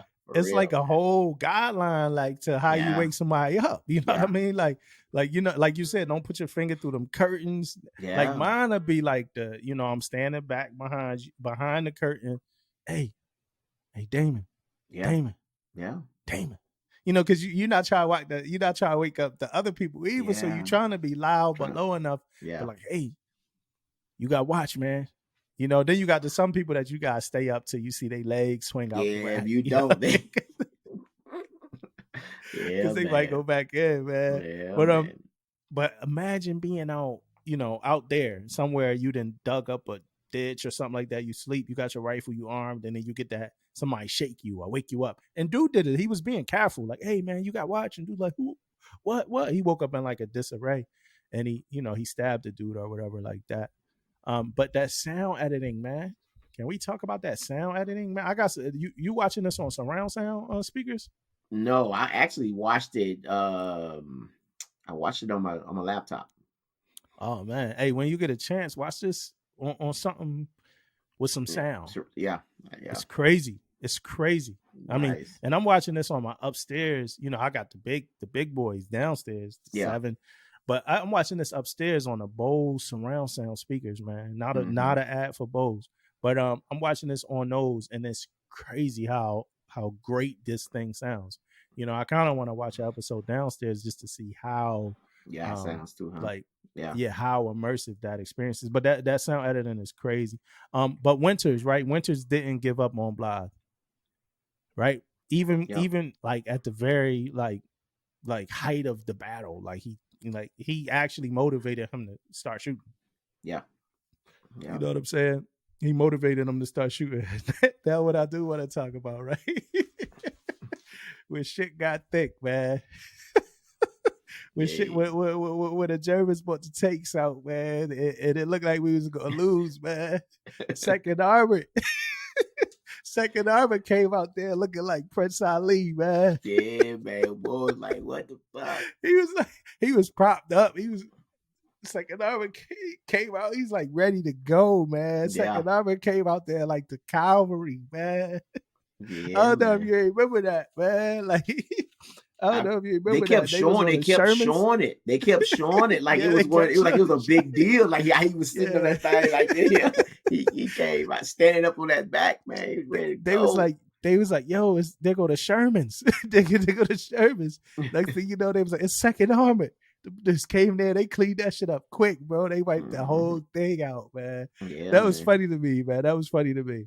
How about that one peak part, man, where and I don't know how this happened. Remember old boy was trying to shoot the tanks with this grenade launcher, man. Not with the grenade launcher, but the rocket launcher. Oh yeah, man. And that dude, then they aimed that damn tank right at them. Yeah, I was like, what? Yeah. And they got like in front of it, like they didn't have any, like all they had was the only cover they had was like shooters, like other people shoot. They didn't have any cover. In the opening, right in front of the opening. I was like, oh hell no. Yeah, that was crazy, man. And then like Blythe, man. So this whole episode's about Blythe and like motivating him to like finally, step up and shoot, fight, and when Blythe finally, when he finally bought into the fact that he was at war, he wasn't scared no more. He got hit by a sniper, man. Yeah. Like in the neck or something, right? Yeah, he got hit right in the neck by a sniper, man, when he finally bought into it, man. Yeah. His eyes set. Man, this actor, man, he did great. His eyes told the story, man. Yeah, man. His eyes told the story. So then they got sent back, right? They got sent back to England, right? But this was like right after Blythe got hit. So it's like, they probably, like, after your man get hit, you probably ready to go and storm that chapel or whatever, that building that they was trying to go. You trying to avenge your man, and I know it's war and I know it's not personal attack, but when your guy get hit and he lay on, and somebody that actually been in the fight could kind of talk to us about this, but they man just got hit, like y'all hit my guy. We going in there. You know what I'm saying? That's what I would be thinking. Like, we going in there, because he was just looking out. You know what I mean? But another thing I saw was like back then, man, they was comparing, and it's not real, so it's fiction, so it probably didn't happen, but I could see it happening. That when Blas was on when he was at the hospital and the other dude was on the bed, he had just got like his third. Purple Heart. Yeah. He got like his third Purple Heart, and the dude was like, like, yo, that's your third one. He's like, for what this time? It was like, something that wasn't, he was like, well, he had to give me one for this and this and this, the one for this. He was like, meanwhile, that guy got, just one. You know what I mean? And he was wrapped up like a mummy, man. Yeah, they had Blythe wrapped all the way up. You know what I'm saying? So, but that's like the whole giving people names for stocking up a soda machine, argument. That's that same. Whoa, yeah, man. Yeah, that's that same argument where people comparing. Things. Personally, I don't think you could compare different jobs. That's my personal. So if like comparing that job and comparing like filling solar machines and something like that, so that's their job. You know what I mean? So like me, I'm doing DC stuff, man. I'm working on freaking firefighting equipment, but that's my job. You know what I mean? To work on that equipment. So if I'm doing over and beyond for that job, yes. If you only man, you don't even understand. Like people be trying to talk about soda machines and talk about all this, the ship store and all this. They shouldn't be doing. Hey, go on deployment. You ain't got no sodas. Go on deployment. You ain't got nothing in that ship store. Yeah, get what kind of morale you gonna have on board that ship then, right? Yeah. So you don't hear that much about it because those guys doing a great job of having their stuff together, having everything stopped, making sure you getting that stuff to the ship on time because you're in the middle of the freaking ocean. So them guys are doing a great job and they deserve what they get. Yeah, and we know they doing a lot more than filling up soda machines. They doing a lot more than that. But shout out to them Philly boys. You know what I'm saying? I know you saw that part in the episode, unless it passed you. Yeah, you know what I mean? Passed the dude was like, he's like, yo, you from Philly? Oh, yeah, I remember that part, but I'm from Front Street. You know what I'm saying? So shout out to them Philly boys, man. We might not be in the playoffs, but we on Band of Brothers. Yeah, you're right. They're most definitely in the playoffs, but yeah. Yeah, man. So Donnie Wahlberg, right? So they all getting in lunchroom. They all happy. I don't know if you know who Donnie Wahlberg. Mark Wahlberg, of course, right? That's his brother, right? Yeah, I know he got a brother. I know his brother played in a couple movies or whatever. But if I saw him in a movie and nobody tell me, I probably wouldn't. Yeah, that's him in Band of Brothers. So like he gets up, and he got to get a news. First he say, "Hey, that training event that we had." Going on. Now they're in England. They cool. They're away from France. They cool. They having fun, laughing, smiling, happiest that they could be, right? Mm-hmm. There's people getting help and stuff like that. Hey, he gets up there. He like, hey, that training event we had scheduled is canceled.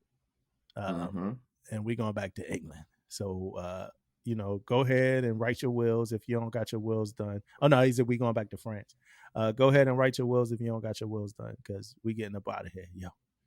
And all the happiness and everything like that was done. Yep. You know what I'm saying? Quick. And then the last thing I want to talk about is how they closed the episode, man. And that's part of like what just make me like think every time I watch this show, like it gets better and better because like so they closed this episode with the dude going to the cleaners to pick up like his uniform or something like that. And the lady at the cleaners, she like, oh, let me give you such and such. He said he was gonna come or whatever. He ain't come. Dude was dead. He never gonna get his clothes again. And then she rattled off like she's like, oh, she's like, since you picking them up, I got a couple more. And she rattled off like 8 names, and all them dudes, his face, like the way his face was, like none of them, And then the last name, of course, was Blythe. And then the episode closed out. Yeah, but that's how I know. That's how you asked me how I knew. Yeah, that's how I know. Yeah, that was a hell of a way to close up. Yeah, but so after that, the words came up and they, they actually said like blah, Yeah. But that was a hell of a way to close the episode. I'm actually at this point, it's about to be. I'm anticipating. Like at first, I thought like again, like we watching these, it might be kind of. Now I'm anticipating to watch the next episode. Exactly. Like I'm ready to see, what happens. And you know what? Speaking of that last few minutes of the episode, man, like when you thinking and I know these guys who make these movies and stuff, they be, they thinking of stuff way in advance and way ahead of time, man. But think about that. One thing last time we seen Blythe when he was wrapped up, if that episode would have went off like that, we would have knew what happened to Blythe. You know what I'm saying? We would have knew because last thing we seen was him just wrapped up. But when they showed the part where he was in there, he didn't get his gear, his clothes or whatever, we kind of, we knew then that he ain't come and pick that up. He's done. So that's a good way to end that episode, man. Yeah, that was a good way, man. Hey, well, this was it. I hope you enjoy. I hope you enjoyed this episode of Permission to Speak Freely. Yeah, man. Remember how we used to end? Remember how like you'd be like, I'm Damon. And I'm man. We evolving, man. We're adapting and evolving, man. Now we just don't know how to end. Yeah. But I also want to, let you guys know, man. Make sure you guys sharing and liking, man. Sharing, give us some feedback. We ain't getting a whole lot of feedback lately. I'm getting feedback, but it's coming from like, people hit me up or whatever. But on the DM, hit me up, man. Let us know what's up. Let us know if you want us to talk about something. some person that you may have, you want us to talk about, you know, anybody, just let us know, man. We'll talk about it. Yeah. Peace out. We love you. Peace, man.